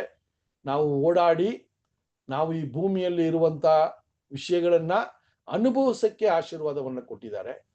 ಆ ತರ ಇರುವಂತ ದೇವರು ಈ ವಿಗ್ರಹದಲ್ಲಿ ಯಾವುದೇ ರೀತಿಯ ಉಸಿರಿಲ್ಲದೆ ಇರೋದಕ್ಕೆ ಸಾಧ್ಯನಾ ಅನ್ನೋದನ್ನ ಒಂದು ಪ್ರಶ್ನೆ ಹಾಕ್ತಾರೆ ಸಹೋದರರೇ. ಅದನ್ನೇ ಅಲ್ಲಿ ಹೇಳುವಾಗ ಹೇಳ್ತಾರೆ, ಆತನಲ್ಲಿ ಜೀವಿಸ್ತೀವಿ, ಓಡಾಡ್ತೀವಿ, ಆತನಲ್ಲಿ ಇದ್ದೀವಿ. ಅದು ಮಾತ್ರವಲ್ಲ, ನಿಮ್ಮ ಒಂದು ಏನ್ರಿ ಆ ಒಂದು ತದ್ವಿಜ್ಞಾನಿಗಳಿದಾರಲ್ಲ, ಅಥವಾ ಈ ಒಂದು ಲೇಖನಗಳನ್ನ ಪೊಯಮ್ ಎಲ್ಲ ಬರೀತಾರಲ್ಲ, ಆ ಒಂದು ಜನರು ಆ ಟೈಮಲ್ಲಿ ಅತಿ ಹೆಚ್ಚಾಗಿ ಗ್ರೀಕಲ್ಲಿ ಇದ್ರಂತೆ. ಗ್ರೀಸಲ್ಲಿ ಅವರ ಒಂದಷ್ಟು ಹೆಸರುಗಳನ್ನ ನೀವು ಹುಡುಕಿದ್ರೆ, ನೆಟ್ಟಲ್ಲಿ ಚೆಕ್ ಮಾಡಿದ್ರೆ ಈಗಲೂ ಸಿಗತ್ತೆ ನಿಮ್ಗೆ. ಆ ಒಂದು ಗ್ರೀಕ್ ಅಲ್ಲಿ ಅಪೋಸಲ್ ಪೌಲ್ ಟೈಮಲ್ಲಿ ಈ ಒಂದು ಏನ್ರಿ ಲೇಖನಗಳೆಲ್ಲ ಬರೆಯೋರು ಯಾರು ಅಂದ್ರೆ, ನಾನು ನೋಡಿದಾಗ ಒಂದು 3-4 ಹೆಸರು ತುಂಬಾ ಪ್ರಬಲವಾಗಿತ್ತು. ಅದರಲ್ಲಿ ಒಂದು ನೋಡ್ಬೇಕಾದ್ರೆ ಎಪಿಮಂಡೀಸ್ ಅನ್ನುವ ಒಬ್ಬ ವ್ಯಕ್ತಿ ಇದ್ದ, ಈ ಒಂದು ಪದ್ಯಗಳನ್ನ ಲೇಖನಗಳೆಲ್ಲ ಬರೆಯೋನು. ಇನ್ನೊಬ್ರು ಅರ್ಥತಾಸ್ ಅನ್ನುವ ವ್ಯಕ್ತಿ ಇದ್ರು. ಇವರೆಲ್ಲ ತುಂಬಾ ಫೇಮಸ್ ಪೊಯೆಟ್ಗಳು. ಆವಾಗ ಇವರ ಮೂಲಕ ಒಂದಷ್ಟು ವಿಚಾರಗಳನ್ನ ಇವರ ಒಂದು ವಿಚಾರವನ್ನ ಮಾತನಾಡುವಾಗ ನಾವೆಲ್ಲ ದೇವರ ಸಂತಾನದವರೇ ಅಂತ ಅವರು ಬರೆದಿರೋದನ್ನ ಇಲ್ಲಿ ಉಲ್ಲಂಘನೆ ಇಲ್ಲಿ ಅದನ್ನ ಉಲ್ಲೇಖನ ಮಾಡ್ತಾರೆ. ಯಾಕೆ ಅದನ್ನ ಮಾಡ್ತಾರೆ ಅಂತ ನೋಡ್ಬೇಕಾದ್ರೆ ಸಹೋದರರೇ, ದೇವರು ಆತನು ಸೃಷ್ಟಿ ಮಾಡಿದ ಜನರನ್ನ ಈ ರೀತಿ ಸುಂದರವಾಗಿ ಸೃಷ್ಟಿ ಮಾಡಿರುವ ದೇವರು, ಅವರು ಈ ಗೊಂಬೆ ತರ ಯಾವುದೂ ಮಾತನಾಡದೆ ಏನೂ ಕೇಳದೆ ಇರೋದಕ್ಕೆ ಸಾಧ್ಯನಾ ಅಂತ ಬರುವಂತ ಒಂದು ವಚನದಲ್ಲಿ ಇದನ್ನ ತಿಳಿಸ್ತಾರೆ ನೋಡ್ರಿ. 29ನೇ ವಚನವನ್ನ ಓಡೋಣ. 17ನೇ ಅಧ್ಯಾಯ 29ನೇ ವಚನ. ನಾವು ದೇವರ ಸಂತಾನದವರಾಗಿದ್ದ ಮೇಲೆ ದೈವವು ಮನುಷ್ಯನ ಶಿಲ್ಪಿ ವಿದ್ಯೆಯಿಂದಲೂ ಕಲ್ಪನೆಯಿಂದಲೂ ಕೆತ್ತಿರುವ ಚಿನ್ನ ಬೆಳ್ಳಿ ಕಲ್ಲುಗಳಿಗೆ ಸಮಾನವೆಂದು ನಾವು ಭಾವಿಸಬಾರದು. ನೋಡ್ರ ಸಹೋದರರೇ, ಎಂತ ಒಂದು ಪಿಕ್ಚರ್ನ ಉಂಟು ಮಾಡ್ತಾರೆ ನೋಡ್ರಿ. ಈಗ ಪೌಲು, ನಿಮ್ಮ ಜನರೇ, ನಿಮ್ಮ ಸ್ವಂತದವರೇ, ನಿಮ್ಮ ಒಂದು ಆಚಾರ ವಿಚಾರಗಳನ್ನ ಮಾಡುವ ನಿಮ್ಮ ಒಂದು ಗ್ರೇಕ ಒಂದು ದೇಶದವರೇ, ಅಲ್ಲಿ ಇರುವಂತ ಪೊಯೆಟ್ಗಳು ಏನ್ ಬರೆದಿದ್ದಾರೆ ಅಂದ್ರೆ, ನಾವು ಆತನ ಸಂತಾನದವರು ಅಂತ ಬರೆದಿದ್ದಾರೆ. ಆತನ ಸಂತಾನದವರು ಅಂತ ಬರೆಯುವಾಗ ಸಹೋದರರೇ ಅಲ್ಲಿ ಹೇಳ್ತಾರೆ, ಅವರು ಏನ್ರಿ ಚಿನ್ನವಾಗಿನೂ ಬೆಳ್ಳಿಯಾಗಿನೂ ಏನ್ರಿ ಕಲ್ಲಾಗಿನೂ ಅವರು ಇರೋದಕ್ಕೆ ಸಾಧ್ಯನಾ? ಮನುಷ್ಯನು ಉಂಟು ಮಾಡಿರುವ ಈ ಒಂದು ವಿಗ್ರಹಗಳ ತರ ಅವ್ರು ಇರೋದಕ್ಕೆ ಸಾಧ್ಯನಾ? ಉಂಟು ಮಾಡಿರುವ ಮನುಷ್ಯರೇ ಇಷ್ಟು ಅದ್ಭುತವಾಗಿ ಸುಂದರವಾಗಿ ದೇವರು ಉಂಟು ಮಾಡಿದ್ದಾರೆ. ಹಂಗಿರುವಾಗ ನೀವು ಆ ದೇವರನ್ನ ಬೆಳ್ಳಿ ರೂಪದಲ್ಲೋ ಚಿನ್ನದ ರೂಪದಲ್ಲೋ ಕಳ್ಳಿನ ರೂಪದಲ್ಲೋ ನೀವು ಏನ್ರಿ ಅದನ್ನ ಕೆತ್ತನೆ ರೂಪದಲ್ಲೋ ನೀವು ಮಾಡೋದಕ್ಕೆ ದೇವರು ಆ ರೀತಿ ಇಲ್ಲ ಅನ್ನೋದನ್ನ ಅವ್ರು ತಿಳಿಸುವಂತದ್ದಾಗಿದೆ ಸಹೋದರರೇ. ಸೊ ಅಲ್ಲಿ ಆ ವಿಚಾರಗಳನ್ನ ನೋಡುವಾಗ ಆ ಒಂದು ಅಥೇನ್ ಪಟ್ಟಣದಲ್ಲಿ ಇಲ್ಲಿ ಇದನ್ನ ಎಲ್ಲಿ ಮಾತಾಡ್ತಾ ಇದ್ದಾರೆ? ಸಾಮಾನ್ಯ ಜನರ ಮಧ್ಯದಲ್ಲ, ಆ ಏಥೇನ್ ಪಟ್ಟಣದಲ್ಲಿ ಏನ್ರಿ ಆ ಪಟ್ಟಣದಲ್ಲಿ ಇರುವಂತ ಪ್ರಮುಖ ವ್ಯಕ್ತಿಗಳ ಮಧ್ಯದಲ್ಲಿ ಈ ಸಾಕ್ಷಿಯನ್ನ ಕೊಡ್ತಾ ಇದ್ದಾರೆ. ಇವರು ಮಾತನಾಡುವ ಒಂದೊಂದು ಮಾತುಗೂ ಅವರು ಪ್ರತಿಕ್ರಿಯಿಸಿ ಇವ್ರನ್ನ ನಿಲ್ಸೋದಿಕ್ಕೆ ಸಾಧ್ಯವೇನೇ ಆಗಿಲ್ಲ. ಯಾಕಂದ್ರೆ ಇವರು ಮಾತನಾಡುವ ವಿಚಾರಗಳು ಎಲ್ಲಿಂದ ಪ್ರಾರಂಭ ಮಾಡಿದ್ರು ಅಂದ್ರೆ, ಇವರ ಒಂದು ವಿಗ್ರಹಗಳು ಯಾವ ರೀತಿ ದೇವರು ಈ ವಿಗ್ರಹಗಳಲ್ಲಿ ಅಥವಾ ಈ ವಿಗ್ರಹದ ಒಂದು ರೂಪದಲ್ಲಿ ದೇವರು ಇರೋದಕ್ಕೆ ಸಾಧ್ಯನೇ ಇಲ್ಲ. ಈ ಚಿಕ್ಕ ಒಂದು ಕಲ್ಲಿನಲ್ಲಿ ನೀವು ಮಾಡುವಂತ ವಿಗ್ರಹಗಳಲ್ಲಿ ದೇವರು ಇರೋದಕ್ಕೆ ಸಾಧ್ಯ ಇಲ್ಲ. ಯಾಕಂದ್ರೆ ದೇವರ ಒಳಗೇನೆ ಅಥವಾ ಈ ಒಂದು ಸರ್ವ ಸೃಷ್ಟಿ ದೇವರೊಳಗಿದೆ ಅಂತ ಬರೀತಾರೆ. ಸೊ ಅದರಿಂದ ಒಂದು ಮನುಷ್ಯನ ರೂಪದಲ್ಲಿ ದೇವರನ್ನ ಹೋಲಿಕೆ ಮಾಡೋದಕ್ಕೆ ಸಾಧ್ಯ ಆಗಲ್ಲ.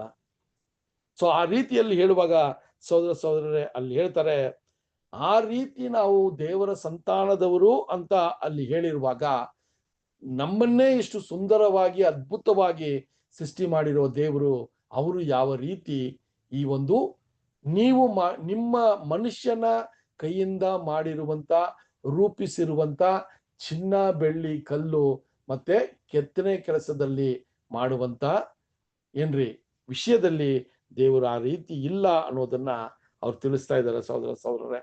ಸೊ ಹಂಗಿರುವಾಗ ಈ ವಿಚಾರಗಳನ್ನ ಆ 29ನೇ ವಚನ ಇನ್ನೊಂದ್ಸರಿ ಓದಿ ಸಿಸ್ಟರ್. ನಾವು ದೇವರ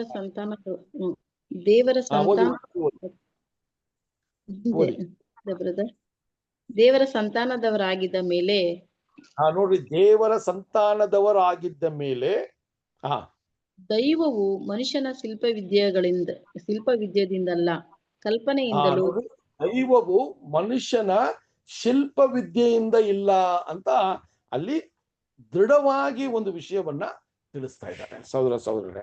ಸೊ ಹಂಗಿರುವಾಗ ಈಗ ಅವ್ರು ಹೇಳ್ತಾರೆ, ದೇವರ ಒಂದು ಪರಾಕ್ರಮ ಅಥವಾ ದೇವರ ಒಂದು ವಿಶೇಷವಾದ ಒಂದು ವಿಷಯವನ್ನ ಅಲ್ಲಿ ತಿಳಿಸ್ತಾ ಇದ್ದಾರೆ. ನಮ್ಗೆ ಗೊತ್ತಿದೆ, ನೋಡಿದ್ವಿ ನಾವು ಅಪೊಸ್ತಲ ಪೌಲ ಸಾಕ್ಷಿ ಹಂಗಿತ್ತು ಅಂತ ನೋಡ್ಬೇಕಾದ್ರೆ, ಪ್ರಾರಂಭದಲ್ಲಿ ಏನ್ರಿ ಏಕೈಕ ದೇವರನ್ನ ಅಲ್ಲಿ ಸ್ಪಷ್ಟಪಡಿಸಿದ್ರು. ಅದಾದ ನಂತರ ಮನುಷ್ಯನನ್ನ ಯಾವ ರೀತಿ ಆದಾಮನಿಂದ ಒಂದು ರಕ್ತದಿಂದ ಇಡೀ ಈ ಭೂಮಿಯ ಸಂತಾನವನ್ನ ಉಂಟು ಮಾಡಿದ್ರು. ಅದಾದ ನಂತರ ನಾವು ನೋಡುವಾಗ ದೇವರು ಯಾವ ರೀತಿ ಈ ವಿಗ್ರಹಗಳ ತರ ಇರೋದಿಕ್ಕೆ ಸಾಧ್ಯ ಇಲ್ಲ ಅಂತ ಹೇಳಿದ್ರು. ಅದಕ್ಕೆ ಒಂದು ಉದಾಹರಣೆಯನ್ನ ಹೆಂಗ್ ಕೊಟ್ರು ಅಂತ ನೋಡ್ಬೇಕಾದ್ರೆ, ಒಂದು ಎಕ್ಸಾಂಪಲ್ನ ಹೆಂಗ್ ಕೊಟ್ರು ಅಂದ್ರೆ, ದೇವರ ಸಂತಾನದವರು ಅಂತ ಮನುಷ್ಯನನ್ನ ಹೋಲಿಕೆ ಮಾಡುವಾಗ ಆ ಸಂತಾನದವರು ಯಾವ ರೀತಿ ದೇವರು ಅದ್ಭುತವಾಗಿ ಸೃಷ್ಟಿ ಮಾಡಿದ್ದಾರೆ, ಆದರೆ ನೀವು ಭಾವಿಸುವಂತ ವಿಗ್ರಹಗಳು ದೇವರುಗಳು ಇಲ್ಲ ಅನ್ನುವ ಒಂದು ವಿಚಾರವನ್ನ ಅಲ್ಲಿ ತಿಳಿಸ್ತಾ ಇದ್ದಾರೆ. ಇದನ್ನ ತಿಳಿಸಾದ್ಮೇಲೆ ಈಗ ಒಂದು ವಿಶೇಷವಾದ ಒಂದು ವಿಷಯವನ್ನ ತಿಳಿಸ್ತಾರೆ. ಏನಂತ ನೋಡೋಣ. 30-31 ವಚನ ಓದ್ರಿ. 17ನೇ ಅಧ್ಯಾಯ 30 ಮತ್ತು 31 ವಚನಗಳು. ಆ ಅಜ್ಞಾನ ಕಾಲಗಳನ್ನು ದೇವರು ಲಕ್ಷ್ಯಕ್ಕೆ ತರಲಿಲ್ಲ. ಈಗಲಾದರೂ ಆತನು 4 ದಿಕ್ಕಿನಲ್ಲಿರುವ ಮನುಷ್ಯರೆಲ್ಲರೂ ತನ್ನ ಕಡೆಗೆ ತಿರುಗಿಕೊಳ್ಳಬೇಕೆಂದು ಅಪ್ಪಣೆ ಕೊಡುತ್ತಾನೆ. ಯಾಕಂದರೆ ಆತನು ನಿಷ್ಕರ್ಷ ಮಾಡಿದ ಪುರುಷನ ಕೈಯಿಂದ ನೀತಿಗನುಸಾರವಾಗಿ ಭೂಲೋಕದ ನ್ಯಾಯ ವಿಚಾರಣೆ ಮಾಡುವುದಕ್ಕೆ ಒಂದು ದಿವಸವನ್ನು ಗೊತ್ತು ಮಾಡಿದ್ದಾನೆ.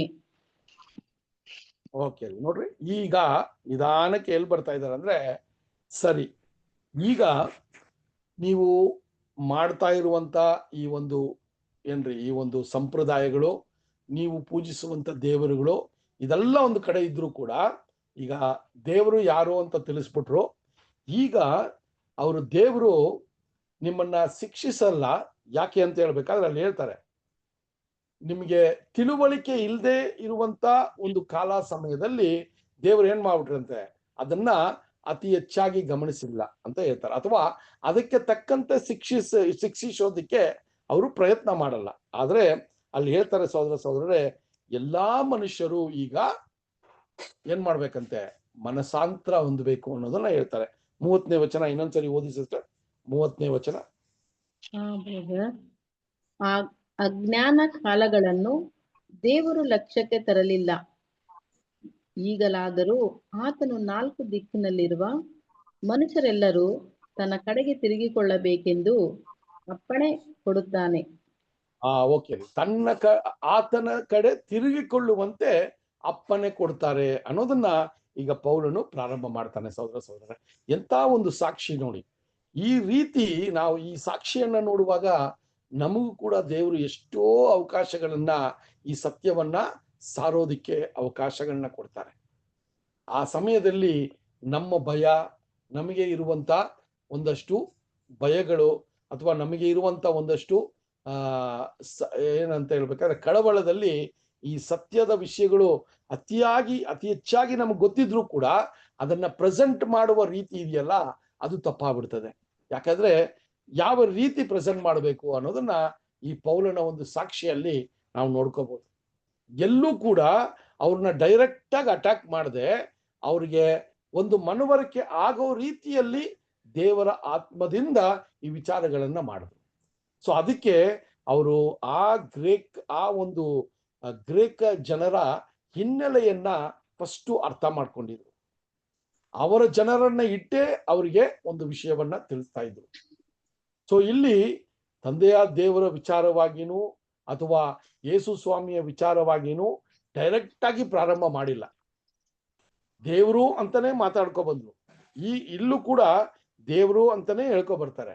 ಆದ್ರೆ ಇಲ್ಲಿ 30ನೇ ವಚನದಲ್ಲಿ ನಾವು ನೋಡುವಾಗ ಆ ತಿಳುವಳಿಕೆ ಇಲ್ಲದೆ ಇರುವ ಸಮಯದಲ್ಲಿ ದೇವರು ಆ ವಿಚಾರಗಳನ್ನ ಲೆಕ್ಕಕ್ಕೆ ತಗೊಂಡಿಲ್ಲ ಅಂತ ಹೇಳ್ತಾರೆ. ಸೊ ಇಲ್ಲಿ ಏನು ಹೇಳ್ತಾರೆ ಅಂದ್ರೆ, ನೀವು ಇಷ್ಟು ವರ್ಷ ನಿಮ್ಮ ಮನಸ್ಸಿಗೆ ಬಂದಂತೆ ನೀವು ಪೂಜೆ ಪುನಸ್ಕಾರಗಳನ್ನ ಮಾಡ್ತಾ ಇದ್ರಿ.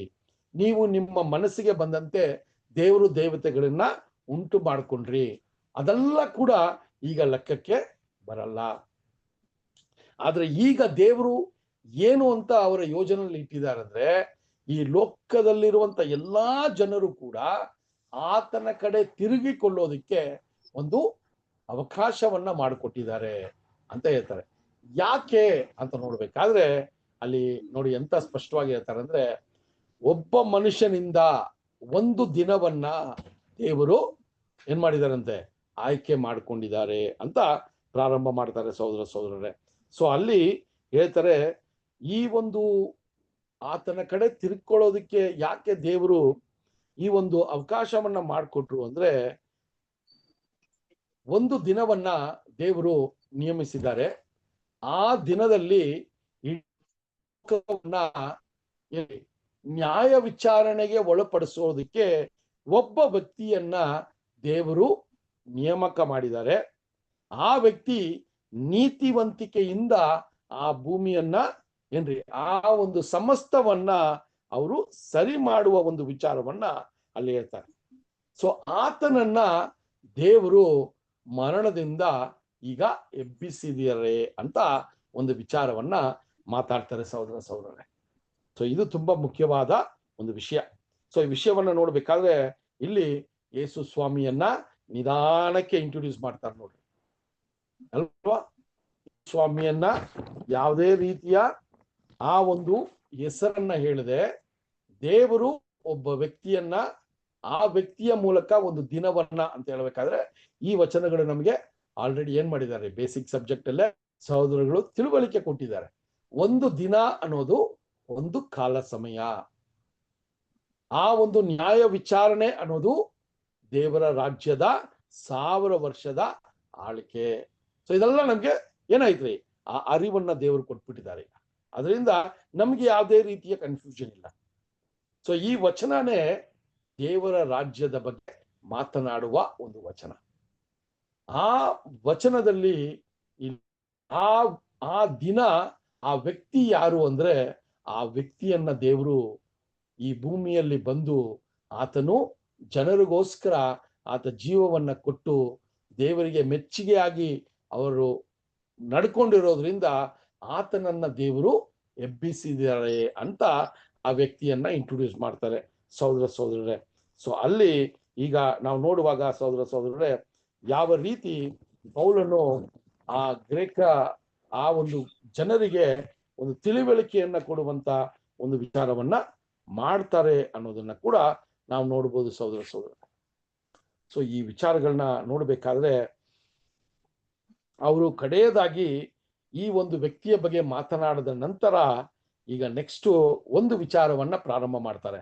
17ನೇ ಅಧ್ಯಾಯ 32ನೇ ವಚನವನ್ನ ನೋಡೋಣ. 17ನೇ ಅಧ್ಯಾಯ 32ನೇ ವಚನ. ಎದ್ದು ಬರುವುದರ ವಿಷಯವನ್ನು ಕೇಳಿದಾಗ ಕೆಲವರು ಅಪಹಾಸ ಮಾಡಿದರು. ಬೇರೆ ಕೆಲವರು, ನೀನು ಈ ವಿಷಯದಲ್ಲಿ ಹೇಳುವುದನ್ನು ನಾವು ಇನ್ನೊಂದು ಸಾರಿ ಕೇಳುತ್ತೇವೆ ಅಂದರು. ಓಕೆ ರೀ. ಸೊ ಇಲ್ಲಿ ಏನಾಯ್ತು ಅಂದ್ರೆ, ಈಗ ನೋಡ್ರಿ 31ನೇ ವಚನದಲ್ಲಿ ಒಂದು ದಿನದ ಬಗ್ಗೆ ಮಾತಾಡಿದ್ರು, ಒಂದು ವ್ಯಕ್ತಿಯ ಬಗ್ಗೆ ಮಾತಾಡಿದ್ರು. ಆ ವ್ಯಕ್ತಿಯ ಮೂಲಕ ದೇವರು ಏನ್ರಿ ಆ ನೀತಿಯನ್ನ ಈ ಲೋಕದಲ್ಲಿ ಸ್ಥಾಪನೆ ಮಾಡ್ತಾರೆ, ನ್ಯಾಯ ವಿಚಾರಣೆಗೆ ಒಳಪಡಿಸ್ತಾರೆ ಅಂತ ಹೇಳುವಾಗ ಇಡೀ ಲೋಕದ ಒಂದು ರಕ್ಷಣೆಯ ಬಗ್ಗೆ ಮಾತಾಡ್ತಾರೆ ಅಲ್ವಾ. ಆ ಇಡೀ ರಕ್ಷಣೆಯ ಬಗ್ಗೆ ಮಾತನಾಡುವಾಗ ಸಹೋದರ ಅವ್ರು ಹೇಳ್ತಾರೆ, ಈ ಒಂದು ಎಷ್ಟೋ ಕಾಲ ಯುಗದಲ್ಲಿ ನೀವು ನಾನಾ ರೀತಿಯ ಏನ್ರಿ ಪದ್ಧತಿಗಳನ್ನ ಮಾಡ್ಕೊ ಬಂದ್ರಿ, ನಾನಾ ದೇವತೆಗಳನ್ನ ನೀವು ಪೂಜಿಸ್ತಾ ಇದ್ರಿ. ಆದ್ರೆ ಈಗ ಈ ದೇವರ ರಾಜ್ಯವು ಈ ಭೂಮಿಯಲ್ಲಿ ಸ್ಥಾಪನೆ ಆಗಬೇಕು ಅಂತ ದೇವರ ಚಿತ್ತ ಇದೆ. ಅದಕ್ಕೆ ನೀವು ದೇವರ ಕಡೆ ತಿರುಗೋದಿಕ್ಕೆ ದೇವರು ಒಂದು ಅವಕಾಶ ಮಾಡ್ತಾ ಇದ್ದಾರೆ ಅನ್ನೋದನ್ನ ಅಲ್ಲಿ ತಿಳಿಸ್ತಾ ಇದ್ದಾರೆ ಸಹೋದರ. ಅದಾದ ನಂತರ ಅಲ್ಲಿ ಹೇಳ್ತಾರೆ, ಒಬ್ಬರನ್ನ ಏನ್ರಿ ಅಲ್ಲಿ ಪುನರುತ್ಥಾನ ಮಾಡಿದ್ದಾರೆ ಅಂತ ಹೇಳುವಾಗ 32ನೇ ವಚನದಲ್ಲಿ ಈ ಪುನರುತ್ಥಾನ ಅಂತ ಹೇಳಿದ ತಕ್ಷಣ ಅಲ್ಲಿ ಆ ಒಂದು ಜನರು ಅದನ್ನ ನಂಬೋದಿಕ್ಕೆ ಏನ್ರಿ ತಯಾರಾಗಿರ್ಲಿಲ್ಲ. ರೆಸರಕ್ಷನ್ ಅನ್ನೋದು ಅವರ ಒಂದು ವ್ಯಾಪ್ತಿಯಲ್ಲಿ ಇರ್ಲಿಲ್ಲ, ಅವರ ನಂಬಿಕೆಯಲ್ಲಿ ಇರ್ಲಿಲ್ಲ. ಅದನ್ನೇ ಅಲ್ಲಿ ಅದನ್ನ ಮಾತನಾಡಿದ ತಕ್ಷಣನೇ ಅಲ್ಲಿ ಒಂದಷ್ಟು ಜನ ಅವರನ್ನ ಏನ್ ಮಾಡಿದ್ರಂತೆ, ತುಂಬಾನೇ ಏನ್ರಿ ಅವ್ರನ್ನ ಅಪಹಾಸ ಮಾಡಿದ್ರು ಅಂತ ನೋಡ್ತೀವಿ. ಅದು ಮಾತ್ರವಲ್ಲ, ಇನ್ನೂ ಒಂದಷ್ಟು ಜನ ಆ ವಿಷಯಗಳನ್ನ ಕೇಳ್ತಾ ಇರೋ ಜನ ಏನು ಅಂದ್ರೆ ಈ ವಿಚಾರವನ್ನ ಇನ್ನೂ ಸ್ಪಷ್ಟವಾಗಿ ಕೇಳೋದಕ್ಕೆ ನಾವು ಏನ್ ಮಾಡ್ತೀವಿ, ನಾವು ಸ್ವಲ್ಪ ಟೈಮು ನಾವು ಕೊಡ್ತೀವಿ ಅಂತ ಹೇಳ್ತಾರಲ್ವಾ. ನಾವು ಮತ್ತೆ ನೀನ್ ಹೇಳುವಂತ ಈ ವಿಚಾರಗಳನ್ನ ಮತ್ತೆ ನಿನ್ನ ಬಾಯಿಯಿಂದ ಕೇಳಿ ಇನ್ನೊಂದಷ್ಟು ವಿಷಯಗಳನ್ನ ತಿಳ್ಕೊಳ್ಳೋದಕ್ಕೆ ನಾವು ಪ್ರಯತ್ನಿಸುತ್ತೀವಿ ಅಂತ ಎರಡು ವರ್ಗದ ಜನರು ಅಲ್ಲಿ ಬರುವಂತದ್ದನ್ನ ನಾವು ನೋಡ್ತೀವಿ ಸಹೋದರರೇ. ಸೊ ಯಾವಾಗ ಈ ಒಂದು ವಿಚಾರದಲ್ಲಿ ಆ ಒಂದು ಏನಾಯ್ತ್ರಿ, ಆ ಒಂದು ಅಲ್ಲಿ ಇದ್ದಂತ ಸಾಕ್ಷಿಯ ವಿಷಯದಲ್ಲಿ ಅಲ್ಲಿ ಮುಗಿಸಿದಾಗ, ಯಾವಾಗ ಸಹೋದರರೇ ಈ ಒಂದು ಪುನರುತ್ಥಾನ ಅನ್ನುವ ಒಂದು ವಿಷಯ, ಒಂದು ವಿಷಯ ನೋಡುವಾಗ ಇಲ್ಲಿ ಎಲ್ಲೂನು ಕೂಡ ಏನ್ರಿ, ಇಲ್ಲಿ ಏನಂದ್ರೆ ಯಹೂದ್ಯರ ಮಧ್ಯದಲ್ಲೇ ಯೇಸು ಸ್ವಾಮಿನೇ ಮೆಸಾಯ ಅಂತ ಏನ್ ಮಾಡ್ಬೇಕಾಗಿತ್ರಿ, ಸಾಕ್ಷಿ ಕೊಡ್ಬೇಕಾಗಿತ್ತು. ಆದ್ರೆ ಇಲ್ಲಿ ಅನ್ಯ ಜನರಾಗಿರುವಂತ ಅಥೇನ್ ಪಟ್ಟಣದಲ್ಲಿ ಇರುವಂತ ಅನ್ಯ ಜನರಿಗೆ ಯೇಸು ಸ್ವಾಮಿಯ ಆ ಒಂದು ಹೆಸರನ್ನ ಅಲ್ಲಿ ಏನ್ ಮಾಡಿಲ್ಲ ರೀ, ಅಲ್ಲಿ ಹೇಳಲೇ ಇಲ್ಲ ಪೌಲ್. ಆದ್ರೆ ದೇವರ ಯೋಜನೆಯನ್ನ ಹೇಳ್ಕೊಂಡೇ ಬಂತು.